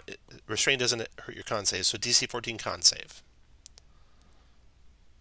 So Made 19. it. So you're only going to take 14, actually. You're only going to take half of this cold damage. You only take 6 cold damage. Okay, is that cold damage that I can reject or not from the ice troll? It is. You could reject it if you want, I think. Oh. Yeah. Yeah, I'm going to reject the cold damage. And you'll get 6 hit points back up to your max. Okay. And that will end your blessing. End my blessing. Ooh, what a waste. All right, so with that, now I have a technical question here. Just real quick, do you sure you want to do that? It does use a reaction. No then, because I only was down 2, so... Okay, so you took 6. All right. And a Constitution save DC 10 for your concentration. All right, so 6, 44. The Constitution save was a 14. You're good then, and you're still restrained. What do you want to do? All right, 44. Okay. Now, at this point, I had a question. You said it was an athletics check, but the GIF rolled a strength saving throw. My strength saving throw is definitely much higher than my athletics. The way I have the macros set up, I roll the same thing for athletics. He rolled just a straight 21 strength check. So I continue to fail with my strength check. Got it. Okay. Then, after Dale, comes the Winter Wolf here. This one has not breathed yet, so he's going to move to there, breathe on Polric and Nanolin, and that breath does 20 cold, 12 dex save or half, and he's used his breath now. Then Ulrich, you saved from the +5 or the bless that I gave you. Yeah, you did save Polric. So you get to add 10 hit points back. Wolf finishes his turn there. Then the next wolf, recharge. Does not recharge. Good call. So he is going to move to where he's got allies adjacent and attack Claudius here with a bite. Critting Claudius for 16 piercing Claudius. And a 14 strength save or prone. Here's my con for the bless. Good. And good. That was his turn. And then the next Winter Wolf. We'll see if he recharges. He does recharge. This is the north one. So his breath is going to hit Nanolin and Claudius. For 21 cold damage, 12 dex save for half. Nanolin and Claudius and the Dire Tiger. So 10 if you make it.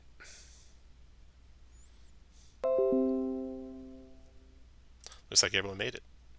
And that does recharge, reset his ready to action.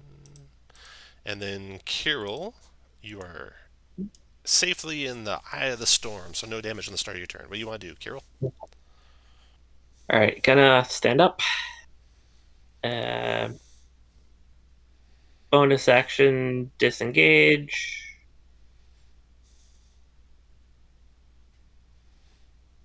Oh, you want to step back 1 square. If you go out into the weather, you will take damage.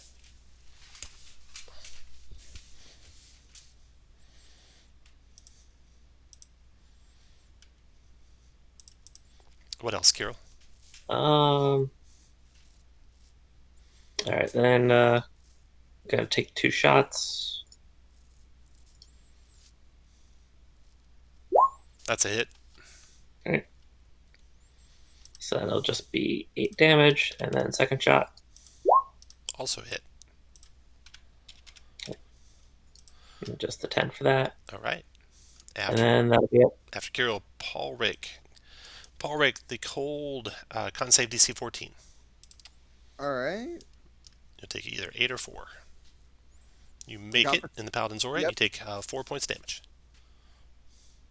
Okay. I do not like this menage a trois of pain that I'm in.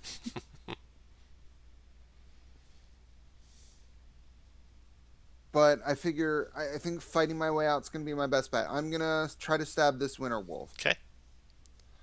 I will stab at it with my rapier. Hit. It's a 16 to hit for 20. 20, got it. piercing damage. And then I'm going to use my fast hands to chug my free greater healing potion. Take off the free greater healing potion. Yep. After Polric. And that's my turn. Winterwolf to the northeast of Polric making a recharge roll. Does not recharge, so he will bite Polric with advantage for pack tactics. The 12 misses, and then the Mammoth's turn. The Mammoth closes, attacks Helya with its gore. Huge ivory tusk comes smashing at you, Helya. But your armor knocks it aside. And then Nanolin, your turn. Con save DC 14 from the biting winds.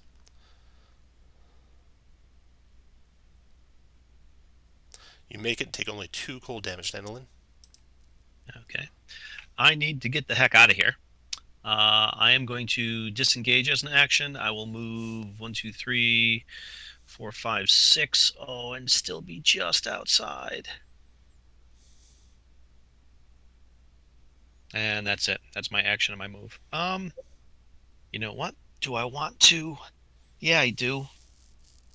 I am going to action surge just to move to be able to get in there. And anything else? And that's it. Okay. You might want to move one more up because I think that aura was shrinking. Do you want to is move any? continuing to shrink? Then yeah, let's see. I don't know if it'll continue to shrink, but if I had understood correctly, it shrank. If it shrinks another area, at least I'm one area in. Okay, good thought. All right. Nanolin, Thank you. Disengage, move, action surge, move again. Done. Gift's turn.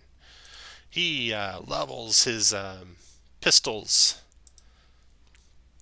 at the Mammoth and fires. Oh no! Wait. Can he get to where? Yeah, he could. 1, 2, 3. He goes 1, 2. Oops. Pistol's range of 30 feet. 1, 2, 3, 4, 5, 6. So it'll be long range either way. But he's got to save his friends. 1, 2, 3, 4. No cover. Firing at the Winterwolf with disadvantage.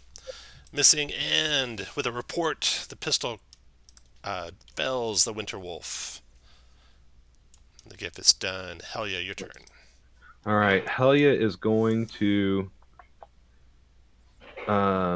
cast Spiritual Weapon and is going to do it right there and take a swing as a bonus action. So that's 24 for 8. Got him. And then it's going to move forward and take a swing with her Warhammer.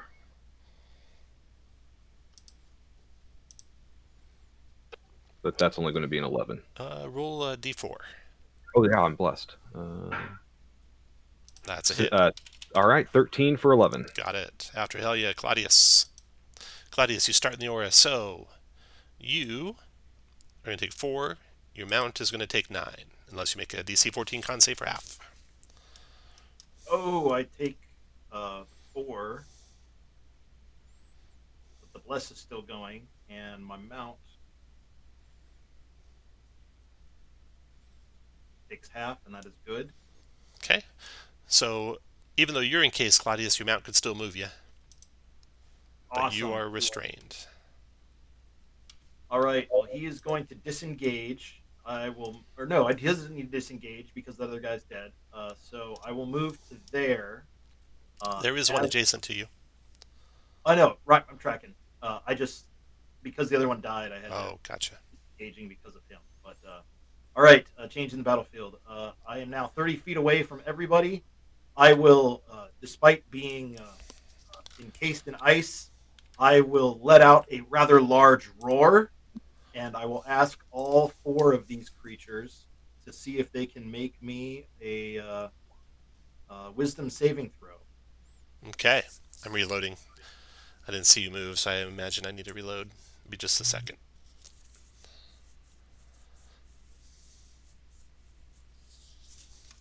That was quick. Already coming back.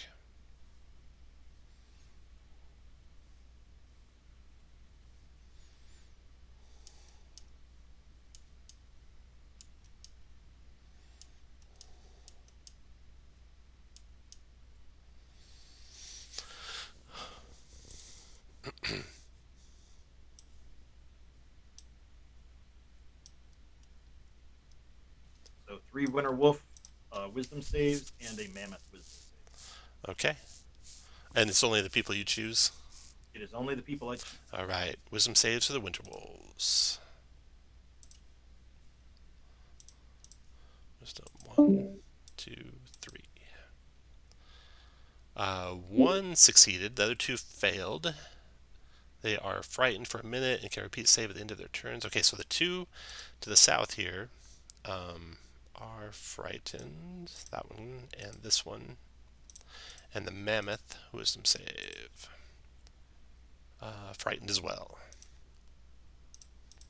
Okay, Right. what? So the one, gotcha. So at that point, I will see that those ones are frightened. The mammoth is frightened, and that's fine. I am going to move to right there and disengaging at that point with Harumph. Okay. And then use my bonus action, since it was not a spell, I will cast Cure Wounds, pulling one of the other beads from my necklace on Harumph. Okay. And they will take damage at the start, and their movement is 0 while they're within my force.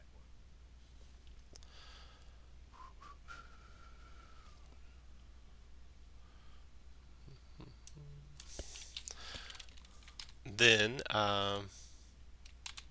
the Eye of the Storm shrinks a little bit more.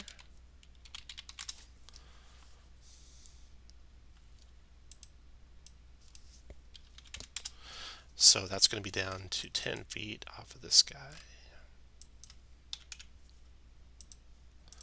Go. And Dale, start your turn with the ice pelting you. Con save Yep. DC 14, 12, or 6 cold damage. Boo! Even with advantage, I'm failing it miserably. So 12. 12, and then the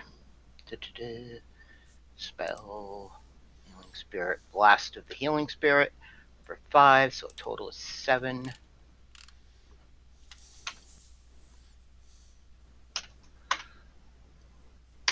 Okay, and we are going to do the only thing we can do.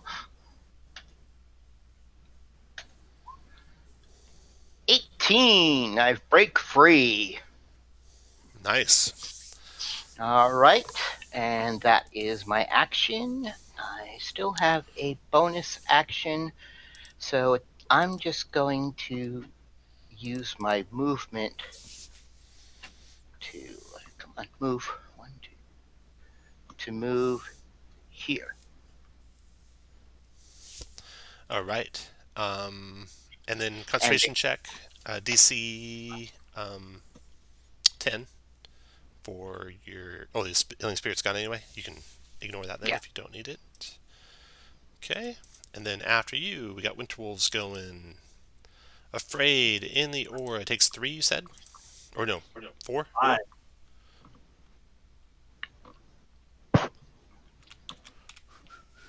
Then it's got to make a save at the end of its turn for fright. Well, actually, let me see if it recharges its breath first. It did recharge its breath, so it will breathe in that case. Can't move, so it's only going to get the paladin and your mount with its breath. And that's going to be 11 cold damage to you and Harumph, 12 dex save for half.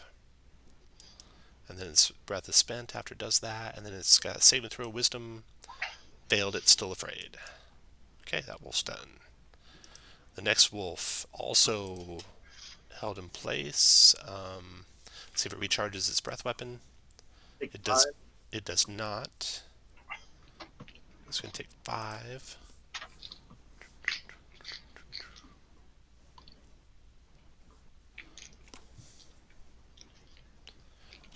And it's going to take a save and throw. And it's still afraid. And then next to go is Kirill. Your turn, Kirill. Okay.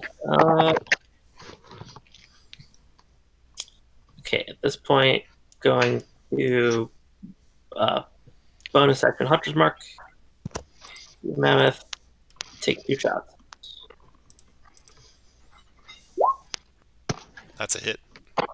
Alright. So that'll be 8 since I get the sneak attack, plus the Hunter's Mark. So 10 total for the first shot. Okay. Second shot. That's also a hit. Okay. For 10? For 16. 16. Got it. Okay, That'll Kirill. be it. After you, Paulric, the biting winds and such do 4 damage to you. 14 con save for half. Okay. You're good. I will take 2 half. damage. I will yell Misty Step to step out of the way. So are the biting winds such that I have disadvantage with all ranged attacks, or was that like a thing around the mammoth? All ranged attacks, if you're around the mammoth, there is no disadvantage because the wind is calm there. Got it. So it's the eye of the storm. I'm gonna step out of the way. Yeah, I will yell Misty Step.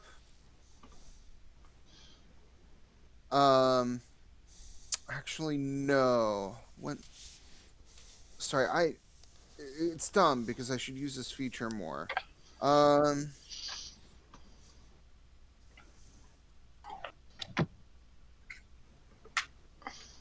am going to use my bonus action, and I will use Hidden Step, and I will turn invisible. Okay. As a Furbolg. I will move to here. And then I will actually dash to the mammoth. I'm still invisible. Okay. Bonus move and dash. Anything else? Pretty much it. Double check my move. Yep, I'm good. That's turn. Paulric is into the eye of the storm, the last of the winter wolves. See if he recharges his breath weapon. He does recharge his breath weapon. He'll breathe on the paladin and the paladin's mount. 23 cold damage, 12 dex save for... And you'll have to move closer to do it. 12 dex save for half. Rope is down. Did the ramp disappear? Well, he's alive, but... Is he like a paladin mount, or is he like an actual animal? He's an actual animal, but I can resummon him as a paladin. Oh, okay. You can be in any square or any adjacent square that he was in. You're restrained, unfortunately, wherever you land. But the good news is you'll take bludgeoning damage from the fall, if you like, and that'll break the restraint. Go for it. Okay, d6 bludgeoning damage. You take 4 damage.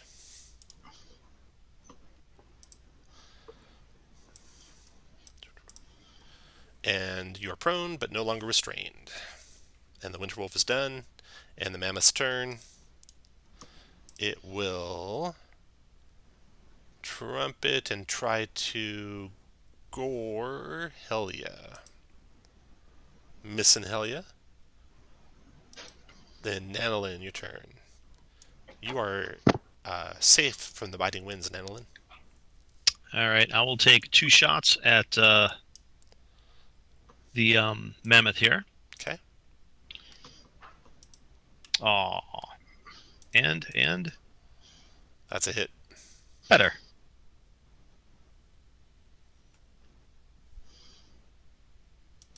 So 6 piercing, and let's see. It's getting kind of crowded over here. I'll move over to there just to take another position.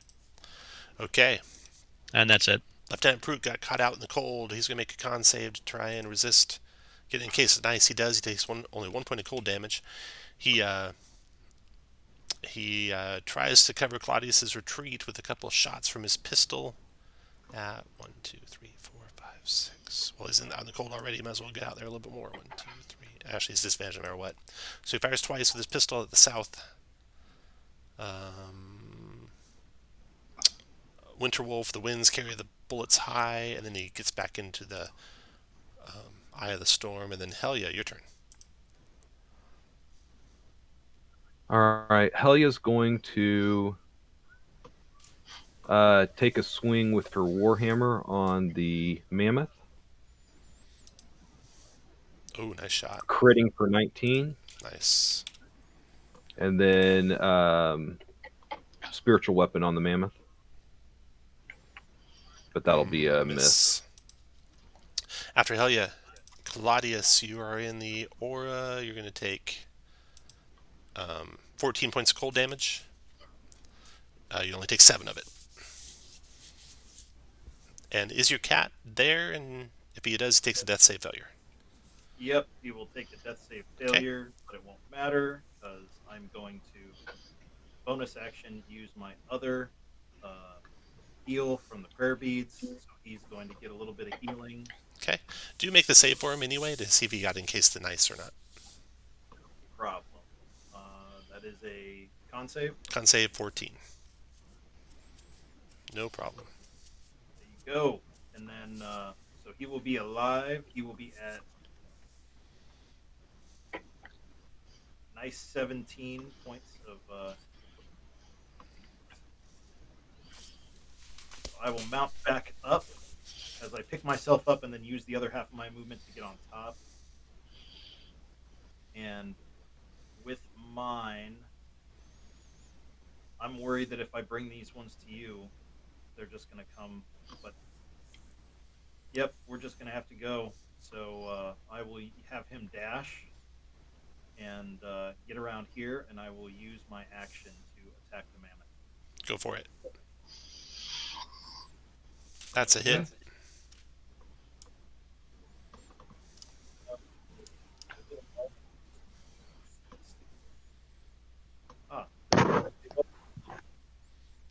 What was the damage? I can't hear you right now. Your mic might be moved away. 14. 14. That dropped the mammoth. Ah. All right. Claudius drops the mammoth. The wolves that are afraid of you, Claudius, retreat into the blistering snowstorm. And the last wolf, seeing he's alone against you all, retreats as well. And you guys stand victorious over this maddened elephant, matted mammoth. Looks like he might have been like the last vestige of some of Feral Tongue's creatures. And Lieutenant Prook starts taking inventory amongst you all and directing who should bandage who and who should be in the front ranks and in the back, etc. Here's your 20 days worth of rations to trade for blueberries. Okay. You guys can take a short rest before you proceed if you like. Let's do that. And then I will cast... Well, do the short rest and we'll see where we're at as far as hit points after people spent hit die. Let me do my healer feat thing. Go for it. Who needs it? Oh, you have a healer's kit or healer's feat? Yeah. Oh, heck yeah. I'll do one. Madeline could. All right, Madeline, what level are you? 6. You get 16 hit points back. Nice, thank you. I'll just use a hit die. I'm back. I'll get them back. Kirill's only at 6 hit points. Okay, what level are you? 6. You will get back 14 hit points.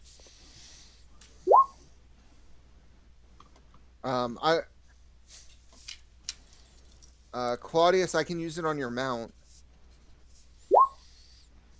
Please. Claudius, I will give you back. What level are you, Claudius? 10. You'll get back 16. Hrumph will get back 2 2 plus 4 is 6 plus 5 is 11. I'm going to use it on myself. I'll get back He licks your 13. face.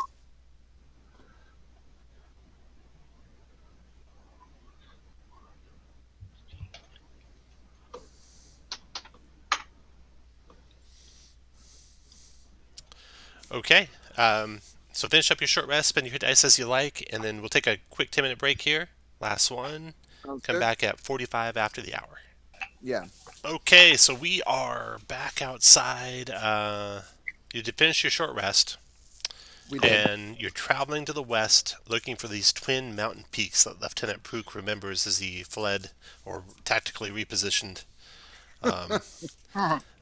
So you travel later into the afternoon, so the meager light that is around noon in these parts of the world starts to dwindle away and darkness starts to fall across the land when, with the last vestiges of light coming over the horizon, you see the mountains.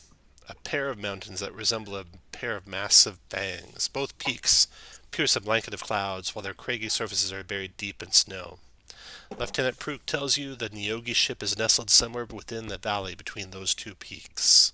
And he again draws for you on the snow, ways in. So, just north of your tokens there is the map he draws. Yeah. Polric is still confused. He thinks we're fighting pasta monsters.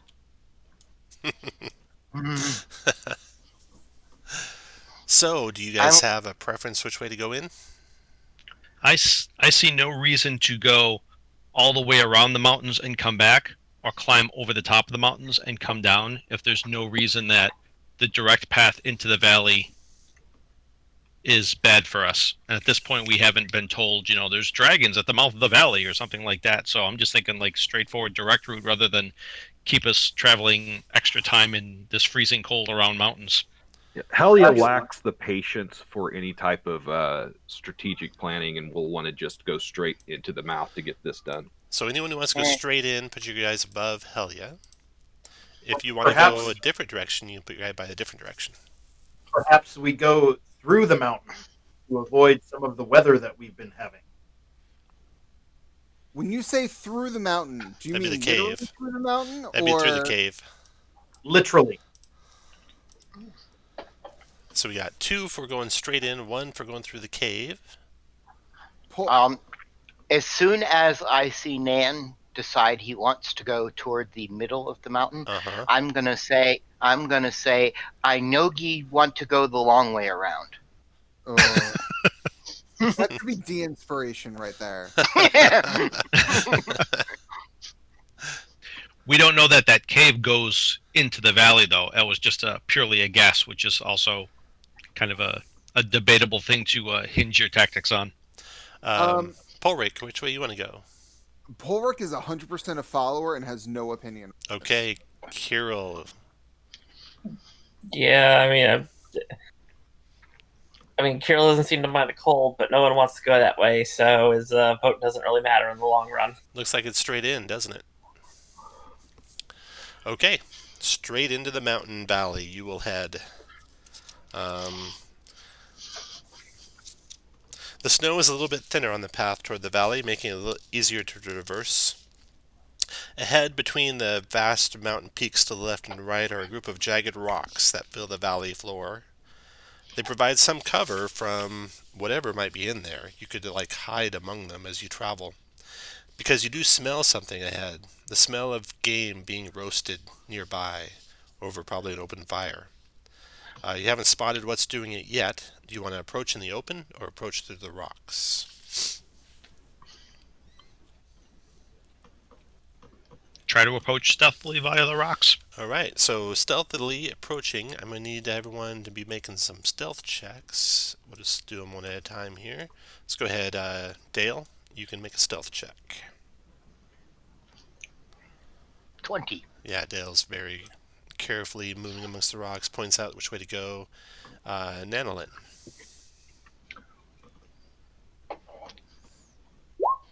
Nanolin follows in Dale's footsteps, makes no noise. Helya. Get ready for this.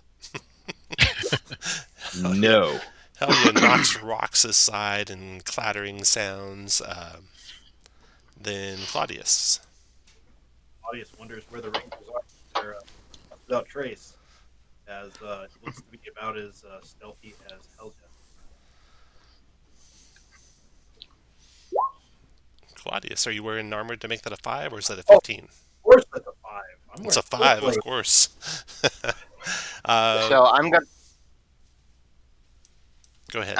look at Nan and kind of point back and chuckle. Natalie doesn't even have to look back. He just kind of nods. Yeah, I know. Polric, go ahead. The bagpipes and the calliope were a nice touch, though. That's a 16 for Polric. Nice. Polric's nice and quiet. Kirill, was if you make okay. it, you make it for the party. No No problem. pressure. No problem. Okay, Kirill. You guys stealthily approach up and you spy a camp. There's a frost giant roasting a winter wolf over a spit. Next to the frost giant are 3 additional frost giants. Looks to be his servants. They're not armored or armed in any way like he is. They have not seen you approaching. So you got 4 giants in the mountain valley that have not seen you coming. You may be able to sneak by them, probably harder than sneaking up on them. Or you could launch an attack with surprise on them. I feel a lot better when you got to the end of that description, because when you started off saying there's frost giant roasting, I was like, oh my god, what roast frost giants? Can I make out, knowing the area, if they are from any particular clan, or is it undeterminable? You don't know what clan they're from. They don't necessarily like they're from the area. Okay. I was debating approaching them in sheer stupidity, but since I don't recognize any clan symbols, I'm going to kind of hold back and wait for others to decide. Helya is Polric, all about just attacking him. I mean, so what do we know about frost giants? Like, will they just attack us on sight? Could we maybe treat with them? They won't necessarily attack you on sight. I But kind of like the stealthy approach. You also know they are man-eaters and generally It's okay. I'm not killers. a man.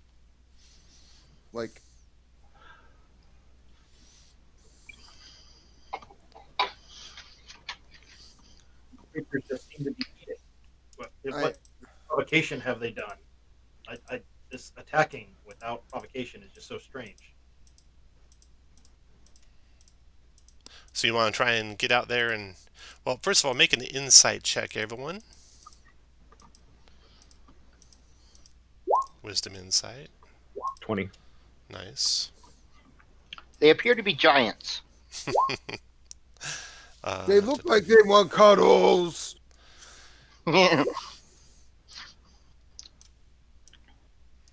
Can we cuddles them? All right, you guys are approaching basically along this wall here. There's lots of rocks along this wall, and you could maybe sneak by them, but you don't think you'd be very successful at that. You could go out and talk to them. Your 20 insight tells you that they're not all that alert or ready for danger. They're just kind of hanging out.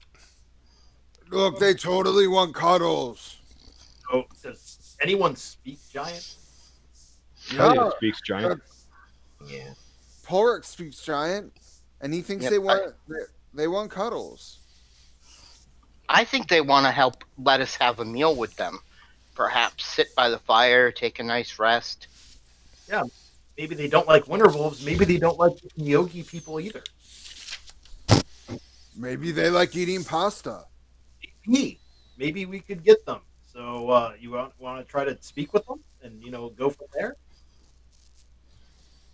Go for it. I think Polric would have a better chance of speaking with them than Helya, though. Okay, with your 20 insight, you do notice as you're getting closer to them, they haven't spotted you yet. You would estimate there's something wrong with them. The way they're acting almost looks like they're mind controlled. They're just not acting like normal beings would act. They're not conversing with each other. They're just kind of like automatons going through motions a little bit, It's which because they is do very cuddle. disconcerting, and it makes you stop short, Helya, before you approach them. You are afraid that there's something maybe controlling their minds, and maybe conversing them won't be to your benefit. And I asked Prook if the Nyogi are known for mind control. He says, yes, they are. They could be charmed by the Nyogi. All right, we should try to break the charm by killing them. I'm afraid that might be the only thing you can do, because the Nyogi have a device that they use to empower their charms. It makes it so damage alone won't stop the charm. They call it a Sakureg insulator, a potent magical machine. I don't know that if these giants are charmed, there's anything we can do to remove it. All right, then I say let's attack. Better dead than under control of Yogi. That's what I always. Okay, you guys can get as close as 30 feet away from the first giant. So you could be like basically, anywhere up to this line here before you spring your attack. So put your tokens wherever you want to be, that line or behind. And then roll initiative when you're happy where you're standing. Is it this line, Tom? I think you're right on it. Yep. At Helya's line or behind.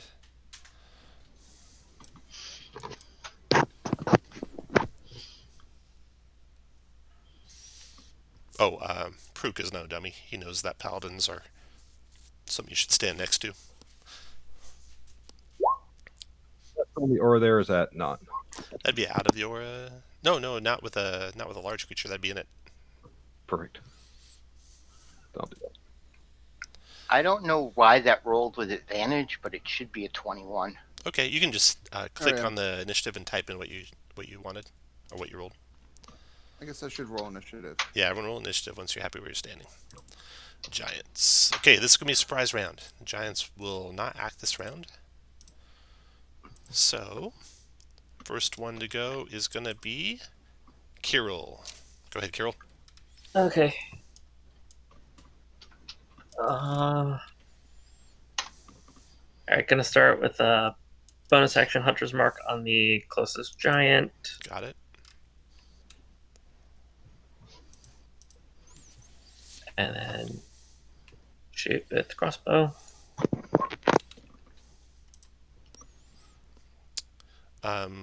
You are effectively advantaged on your first shot. If you're hidden, you didn't roll a high check, but go and roll a high check. I'm sure you'll be hidden versus a giant. Yeah. Okay, so you have advantage. That's 18's a hit. Okay. For 8 points damage plus Hunter's Mark. Yeah. 9 points damage. Second shot. That's also a hit. 14. Got it. Then Dread Ambusher shot. That is a hit. 7.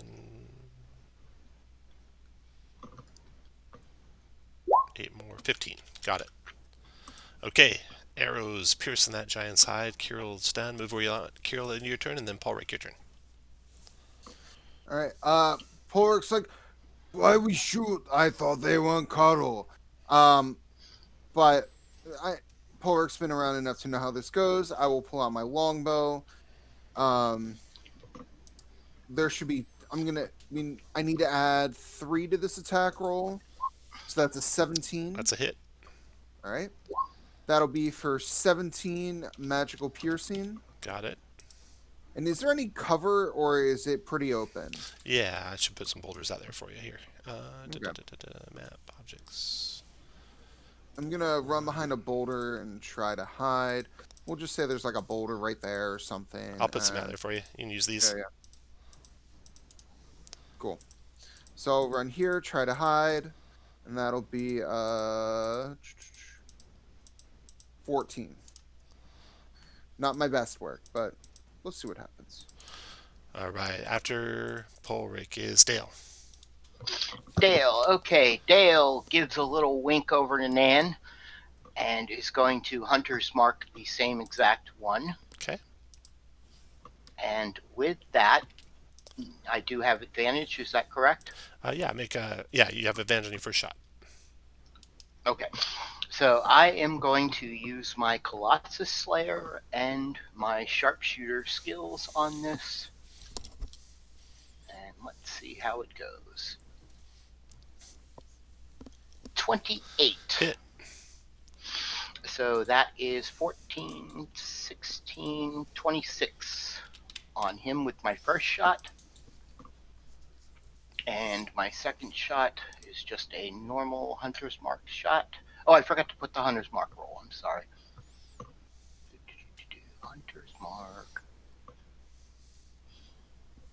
Boo, boo, boo, boo. So that's 16, 18, 28 actually on the first one. And the second one is going to be a 14 and an 8. And Isn't Colossus Slayer just once around? let me post it. I do not believe it is. Colossus Slayer. I think it might be once per So turn. yes, it is once per turn, so that's just 14 Okay. plus the Hunter's Mark. And what about the other one? Is that just once per turn? Hunter's Mark is every hit. No, the other, the Sharpshooter. Sharpshooter, that's every attack that you want to use it on. -5 to hit, Alright, plus 10 damage every time. So that's 18 to hit. That's a And hit. if 18 hits, then it's 14 plus 4 is 18, 28 on that one. Dropped him. And I give Nan a wink. Finish your move where you want. Helya, your turn. I'm All right, Helya's going to. I'm going to cast Spiritual Weapon right there and take a swing at that Frost Giant. That's only going to be an 11 to hit, That's a though. miss. And then she's going to move up and take a swing with her Warhammer. That's a hit for 7. Okay, after Helya. Claudius. Bound forward. On our way, we will cast Bless. Bless. Helya. Reel before I left kind of his area back there. So we'll do it at the start of the turn and myself. Second one of the day. And then I will swing at this giant.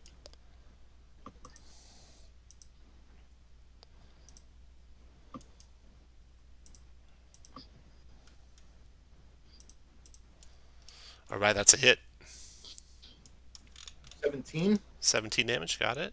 Or 17 hit is also hit. Yep, just get some crappy damage rolls there. And Harumph will be dodging.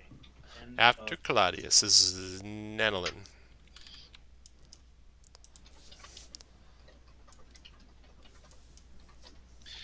All right, I will take 2 shots at that closest giant.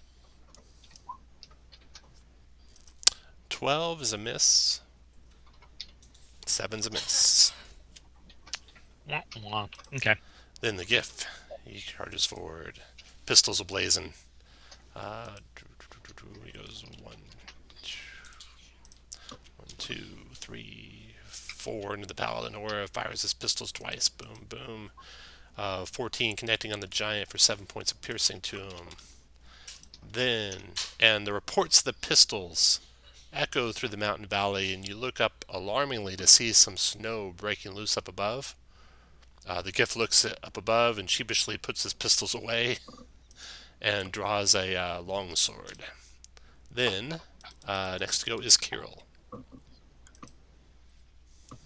Okay.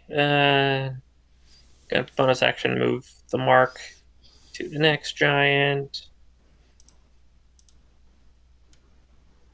Get a tiny bit closer. Take some cover. And open fire. Hit.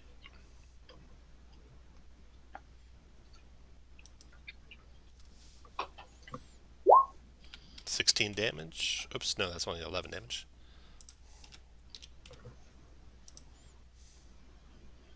No, it would be 16 because I get the sneak back. Got it. Got the stick attack added. Alright, then second shot. You're blessed, so you did bless him, right, Claudius? So roll a d4, Kirill. Okay, I didn't think I was blessed, but... Oh, no. Claudius, did you get Kirill in your bless?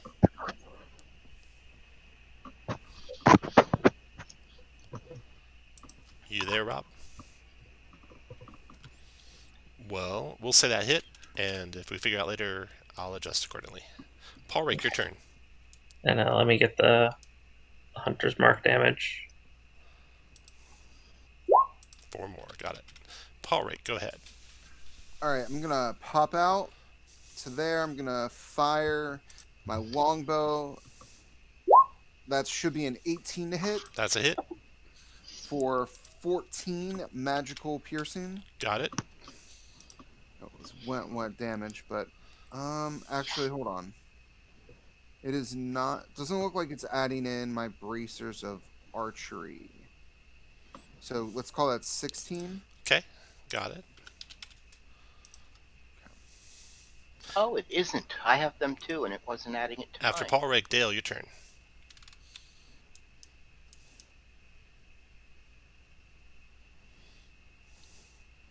All right, so I do have the braces of archery as well, so I have to make sure I add the +2 on each shot. It's for some reason not doing it. All right, so I am going to take my shot, and I am going to aim it so it goes as close to our gift friend as possible to scare the living bejeepies out of him. Are you going to move your Hunter's Mark first? Yes, I'm moving my Hunter's Mark Got it. first with my bonus action. And as I said, as close to our gift friend as possible, letting loose with everything I got. So -5. 26 -5 is an 11. That's a hit. You So, hit. 21 hit. so that's 11 plus 3 plus 2 plus 10 plus Hunter's Mark.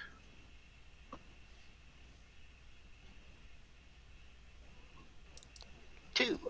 So 14, 15, 16, 17, 18, and Dropped him. another 10. 28.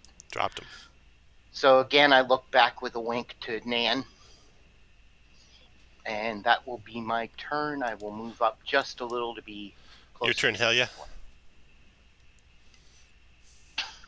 All right, Helya's going to use her bonus action to move the spiritual weapon up here and take a swing with it. 12. Do I get to use bluff on spiritual weapon? Yeah. Mm-hmm. 13 missed. That's only going to be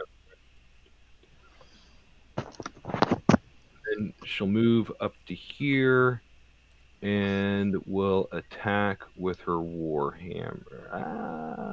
No, she's gonna cast Spiritual Guardians. Okay. And it's going to look like a bunch of spinning forge tools, like Okay. hammers and Nice. tongs and stuff like that. So I'll do the token. Okay, and you can see all your allies, so you can include all them. Helya's done. Frost Giant's turn starts in your aura, so give me some damage. He's going to make a wisdom save. He got a 14 on a save, which I think is one shy of what he needed. Whoops, sorry, wrong button. Oh 18 no, 14 is what he radiant. needed. So he does 9 radiant damage to him. Yep. And I'm just going to toad down this aura a little bit. Sorry about that. I didn't know That's how to do okay. I'll just go for like the dimmest one I can get. Wow, I can barely see that one. Okay, the giant multi-attacking on Helya with his great axe. First swing on Helya is a 24 to hit for 19 slashing. Hit. The huge axe comes back around to strike at you again, Helya. Crashes into the snow by your side. Snow flies through the air, missing you though. Claudius, your turn. Con save for the spiritual guardians. Go for it. DC 10. Oh no. That was short-lived. Yeah. Claudius, your turn. That sucks. Claudius will move up and bring down his great sword on this frost giant.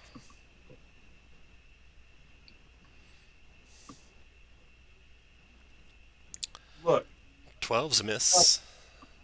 I hate roll 20. It just randomly changes shit. Sorry. So yeah, that'll be a 14.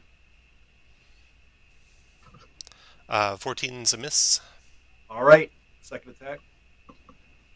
There you go. That's a hit.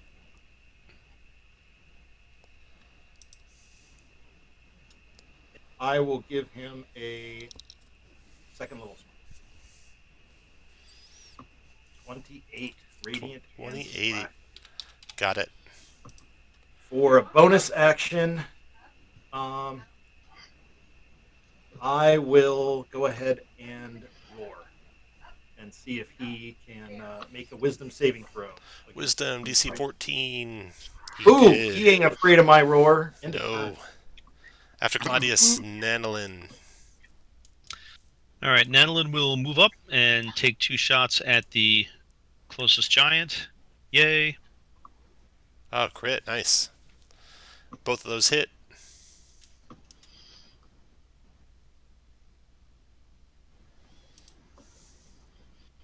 That is a total of 23 piercing damage. Minus 23. Boom. Nice. And that's it. Gift's turn. He charges forward 1, 2, 3, 4, 5, 6. Just too far to use his. He does want to use his pistol again. That might bring an avalanche down. So he will dash up to the face of the giant. And then the servant giant behind grabs a rock off the ground and hurls it through the air, but not at you. He throws it against the side of the mountain over here. And an avalanche starts cascading down the mountainside. It's going to go on initiative counts 10 and 0. So you don't want to be in that valley past that frost giant on initiative count 10 if you can help it. Servant's done. Round is over. Kirill. So you need to get past Helya to get out of the avalanche, it looks like.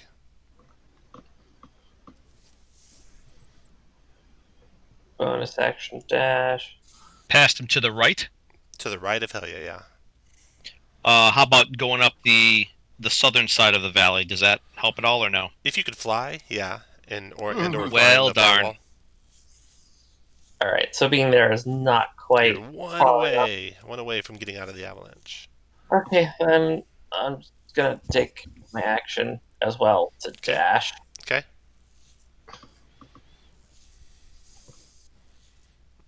Then that'll be everything. After Kirill, Paulric. All right. I will move 2, 3, 4, 5. I will move to here. I will fire on this frost giant. That's a 20 to hit That hit. for 21 total damage. Got it.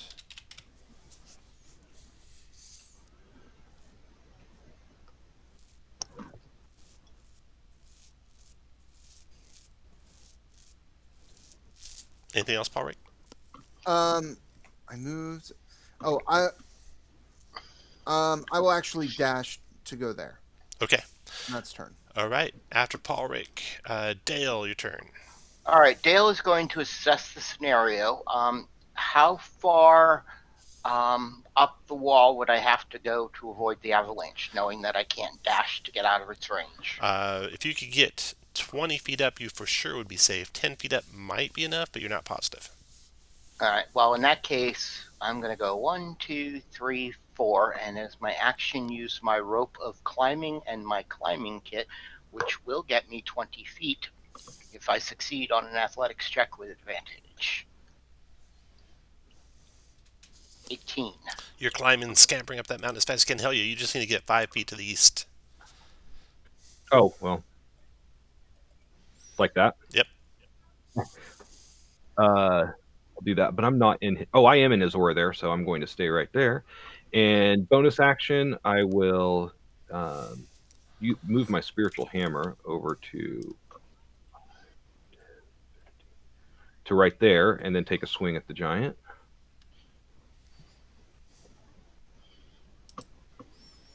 Miss, even with Miss. the bless. Yeah. Then I'll use my warhammer. That might nope. That'll miss even with a bless. Well, that sucks. Helya. The frost giant swings on Helya again with his great axe. 14 missing her, and 16 glancing off her armor and missing her. After Raise that, more. Claudius, your turn. All right. Claudius is going to take Runk as a controlled mount, bring him around to dodge, and then he will attack this one. That's a hit. We will give him another. We'll give him a first level. Oh, look. Roll20 just changed stuff again. So it'll be 15 points on the first. 15 on the first. Got it. Second attack. That's a hit. Can you trigger the damage? I've got an artifact on my screen. Yeah. I'll do the first level. Man, my first levels. Oh, it doesn't matter anyway because the damage is messed up.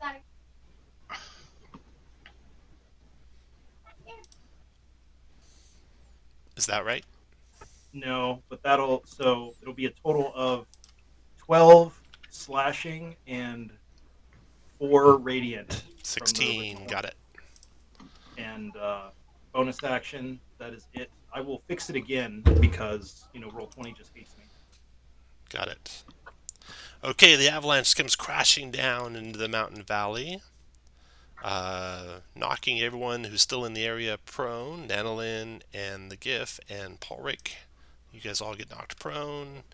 You all take 6 points of bludgeoning damage. And you are all buried and blind and restrained with total cover. It takes an action, DC 15 athletics, to dig yourself free. So that's Claudius. The avalanche went. Nanolin, you're buried in snow. DC 15 athletics to dig out.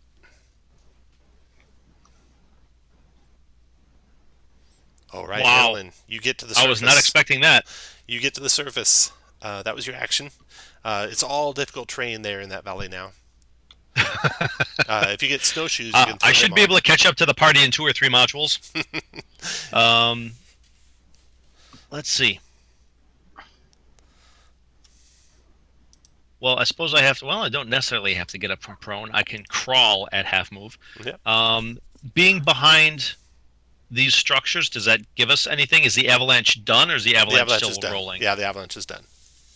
Oh, okay. So essentially, I can get up and move. It's just that at half move. Yep. All right. Let's see. So 3 would get me there. If I decide to... Do I want to decide to dash? Yeah, the avalanche is done. I'll take 2 shots. Oh, you actually used your action already to dig out. Oh, I'm sorry. That was the action to dig out. Yep. Not my move. Right. Right. Okay. So then I can move. Yeah. Total of 3. All right. Then yeah, that's it. I'm done. Okay. The gift's gonna try and dig himself out. 15 athletics check. He is struggling, not getting out. Then the servant giant goes again. Now he swings on Claudius with his great club. 15 misses Claudius, and 23 strikes Claudius in the back for 15 bludgeoning Claudius. Then that round is over, and Kirill, your turn. All right. Gonna bonus action move the mark to the main giant. Okay. And shoot the crossbow. That's a hit. 11. Second shot. Got it. That's a hit. For 6. All right. After Kirill, Paulric. Paulric, you're buried in the snow. It's an action to dig yourself out. 15 athletics check. All right. I will attempt to climb out. That's a hard no. Um, I will use I will wiggle my toes and flop around frustrated, Okay, and that's my turn. you got 2 tries left to get out, and then Dale, your turn. You're on the mountainside. Okay, I am on the mountainside. You can just drop back onto the snow if you like anytime. That's what I was going to do. I assume that's a dexterity save for the jump because it's 20 No, feet. no, you can just hop on down. All right, so I am going to hop on down, and this is difficult terrain. Yep. 1, 2, 3 to get to there, and I am going to target the main giant with my nasty everything shot. And that is a 19 minus 5, so a 14. That's a miss. That's a miss. So with the second shot seeing the miss, I'm just going to do a normal shot for a 14. Also so a miss. Double miss. Whiff whiff. Helya, your turn. All right, Helya is going to bonus action spiritual weapon on the giant. 18 for 9. You fell him. He crashes down to the ground at your feet. I'm just going to move 1. Well, actually, as part of the bonus action, 1, 2, 3, 4, and then 1, 2, 3, 4, 5 to there, and take a swing with Warhammer on Ice Giant. 19 for 12. Got it. After Helya, Claudius, your turn. All right, Rumpf moves us around, and we start chopping down the tree. Hit. No radiant. I didn't. 12 slashing. Got it. That's a hit. 9. 9 slashing. Nanolin, your turn. All right, I will take 2 shots from this distance and then slowly trudge my way to the rest of the party. 12's a miss.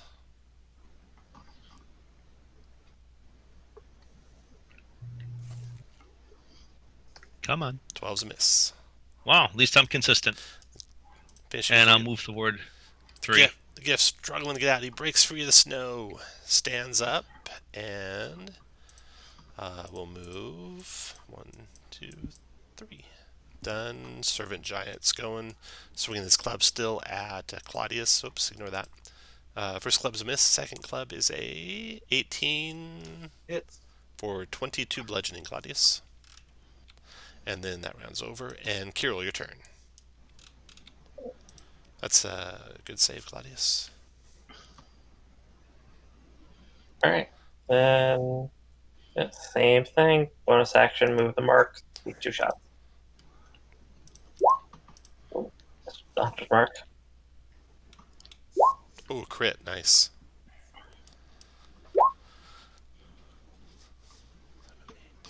So you're up to 18. And then 5 more is 23 with that shot. Got it? Yep. Second shot. That's a hit. For 13. Got it. All right. After Kirill, Paulric. Paulric, Trying to get myself out of the snow. That's only a 12 athletics. 1 chance left. After Paulric, Dale, your turn. Dale is going to move over to Paulric with the 15 feet. Okay. Is going to look down at Paulric and then shoot the giant.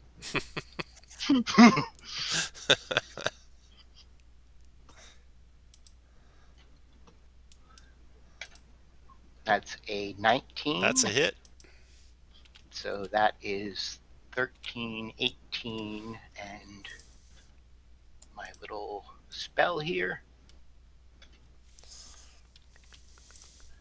for another 4. So that's 22. Okay, did that kill it? Not yet.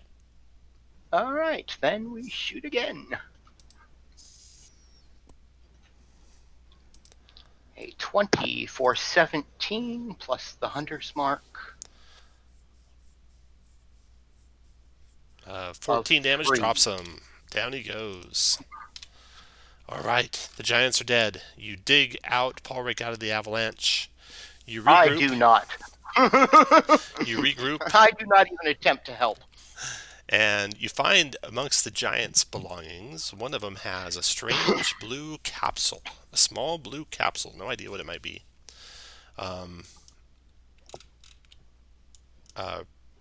Lieutenant Prook says that is a...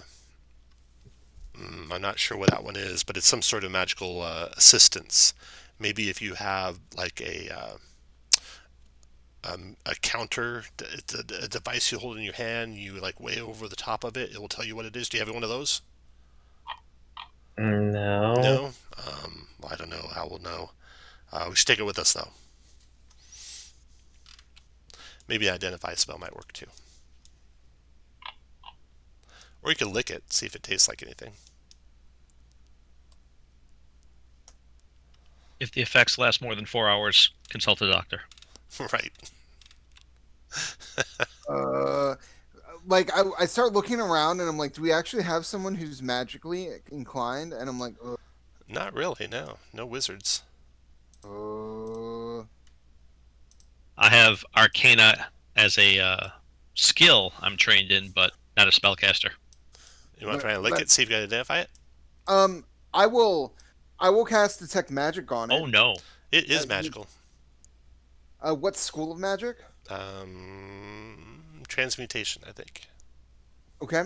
I will say, let me look at it, and I will spend like 30 seconds examining it. Okay. Do you want to taste it at all, or no? Yeah. Yes. I will lick it based off the suggestion of someone else. Okay. You believe this is... let's see here. Small blue capsule. This is a potion of climbing. It'd give you the same effects as a potion of climbing. Oh. All right. It's a who's a what's it that If it appears to no working no more. Okay. if Anyone it want to do lasts, any... if it, Can I get a hit off? I have a healer's kit, so you could use one of my healer's kit charges to give me a hit off that. Yeah. Let me. That's 8 plus your level. I think that would be 14, right? Ulrich, would you mind hitting Claudius as well? That is, come on. Sorry, only 5 plus level.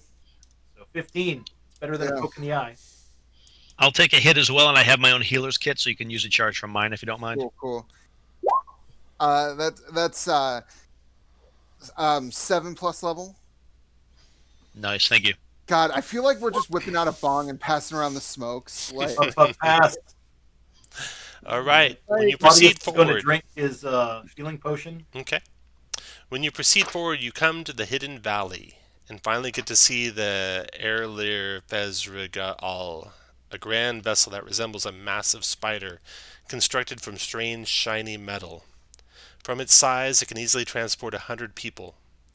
8 metal poles shaped like spider legs extend from the front of the ship, with webbed metal strings attached to some, acting as a sort of sail. Dozens of creatures mill about outside the ship, carrying crates and unusual containers on strange, floating skiffs.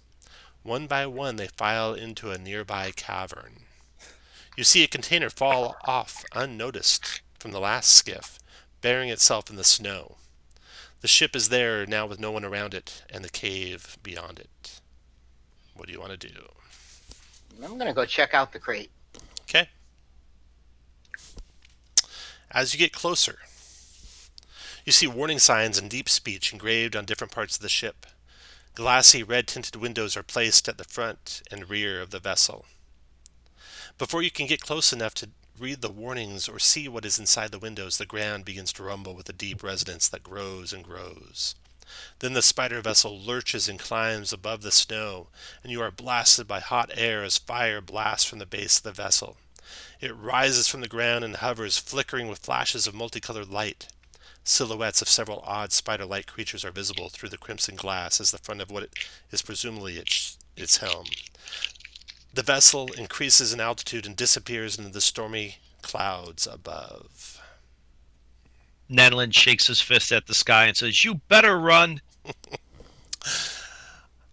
The Gif is frustrated that the thing got away before you could get to it, but there is the cave mouth beckoning that the creatures were going into and carrying the skiffs into. So do you want to go into the caves or retreat and report to the Goliaths?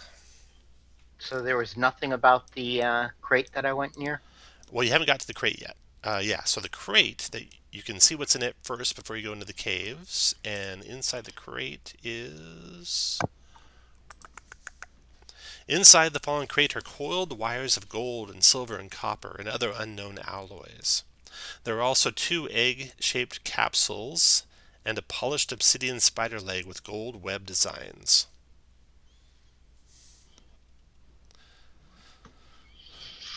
Well, I think I will start collecting the coins and call over our friend with some sort of arcana and go, take a peek in here. So playing around with that strange spider leg, you determine that it's some sort of prosthetic. It's a polished obsidian spider leg with gold web designs. If you attach it, its off-world materials fold in on themselves and reconfigure into the desired limb. So it's a prosthetic limb. The 2 egg-shaped capsules you'll determine are potions of greater healing. And of course you have the chime. So there's everything you found. You found the chime, the 2 potions, the limb, also the potion of climbing. And then you got to decide if you're going to proceed into the cave mouth or head back to the Goliath. The Gif wants to go in the cave mouth, but he doesn't get a vote. Helya votes Yeah, cave I'd say mouth. let's check out the cave. Everyone's Yeah. into the cave. Okay. Yep, and everybody should be full, I think. I think I grabbed everybody. That will be the end of the adventure. Fresh footprints of different creatures head toward the cavern entrance. Some of them are like those of a giant spider, and the adventure continues in 10-7 into darkness. All right, guys, thanks for playing. We got some treasure to split up. So we got Thank you. your gold. You get 120 gold pieces each, not to exceed 240 for your current level, and that came from the stuff you found in the cave on the skeletons and the stuff you found on the fallen crate. Then magic items, you got the chime you were given. That's a rare item. Any of you have access to that if you want to take it. The prosthetic is a common magic item, so you all have access to that. Then there's 3 potions that we need to split up. So everyone who'd like one of those 3 potions, roll a d20, and we'll just go from high roll to low. Definitely not. Anyone else interested in those potions? Roll a straight d20. I'm rolling out. Give me a sec. Ah, there we go. Looks like Nanolin gets first pick. What do you want, Nanolin?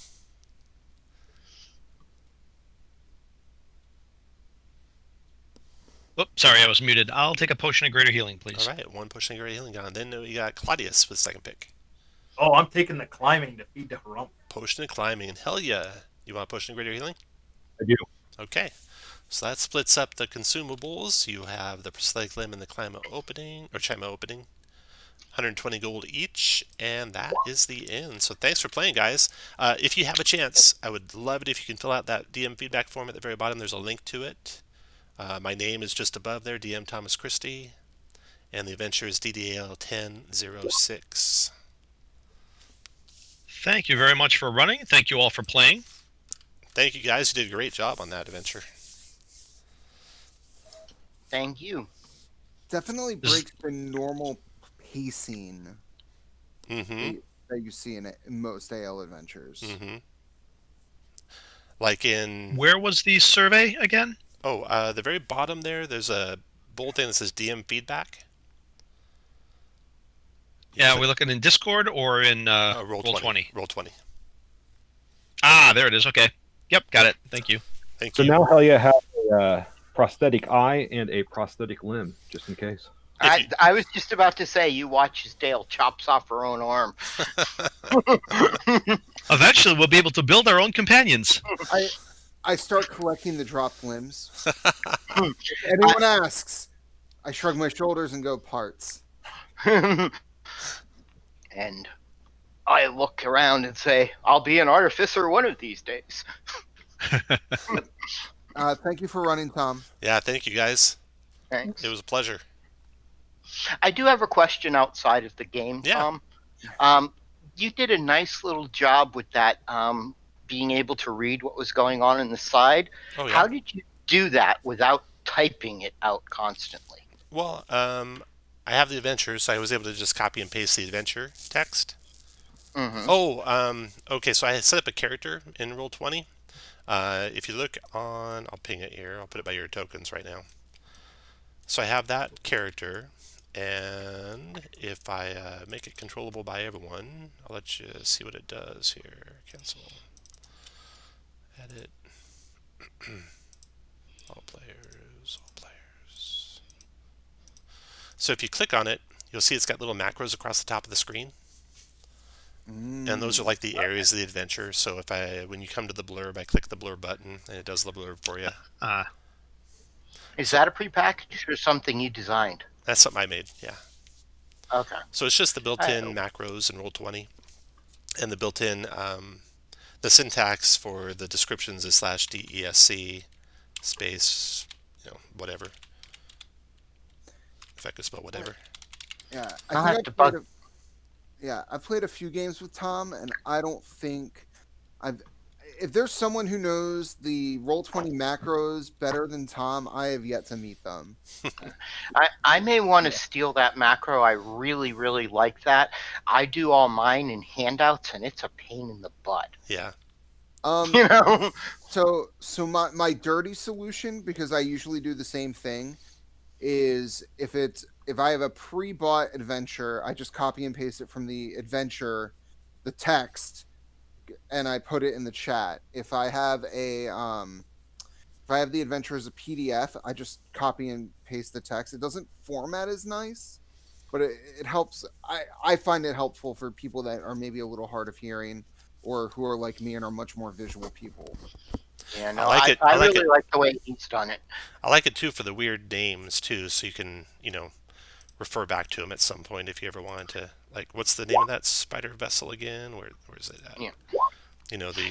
I liked it because I occasionally get up and walk around. I have the remote headset, and then I come back. If I didn't hear something quite correctly, I can look at it and go, "Oh, that's what he said." Yeah. All right, guys. Well, thanks everyone for playing. Have fun the rest of the convention. I'm going to go grab some quick lunch, and I'm running this again here in about an hour and a half. Awesome. All right. Again, thank you for Thanks running. much. Thanks, guys. Take care. Great job. Take care, everyone. Everyone. Bye. Bye.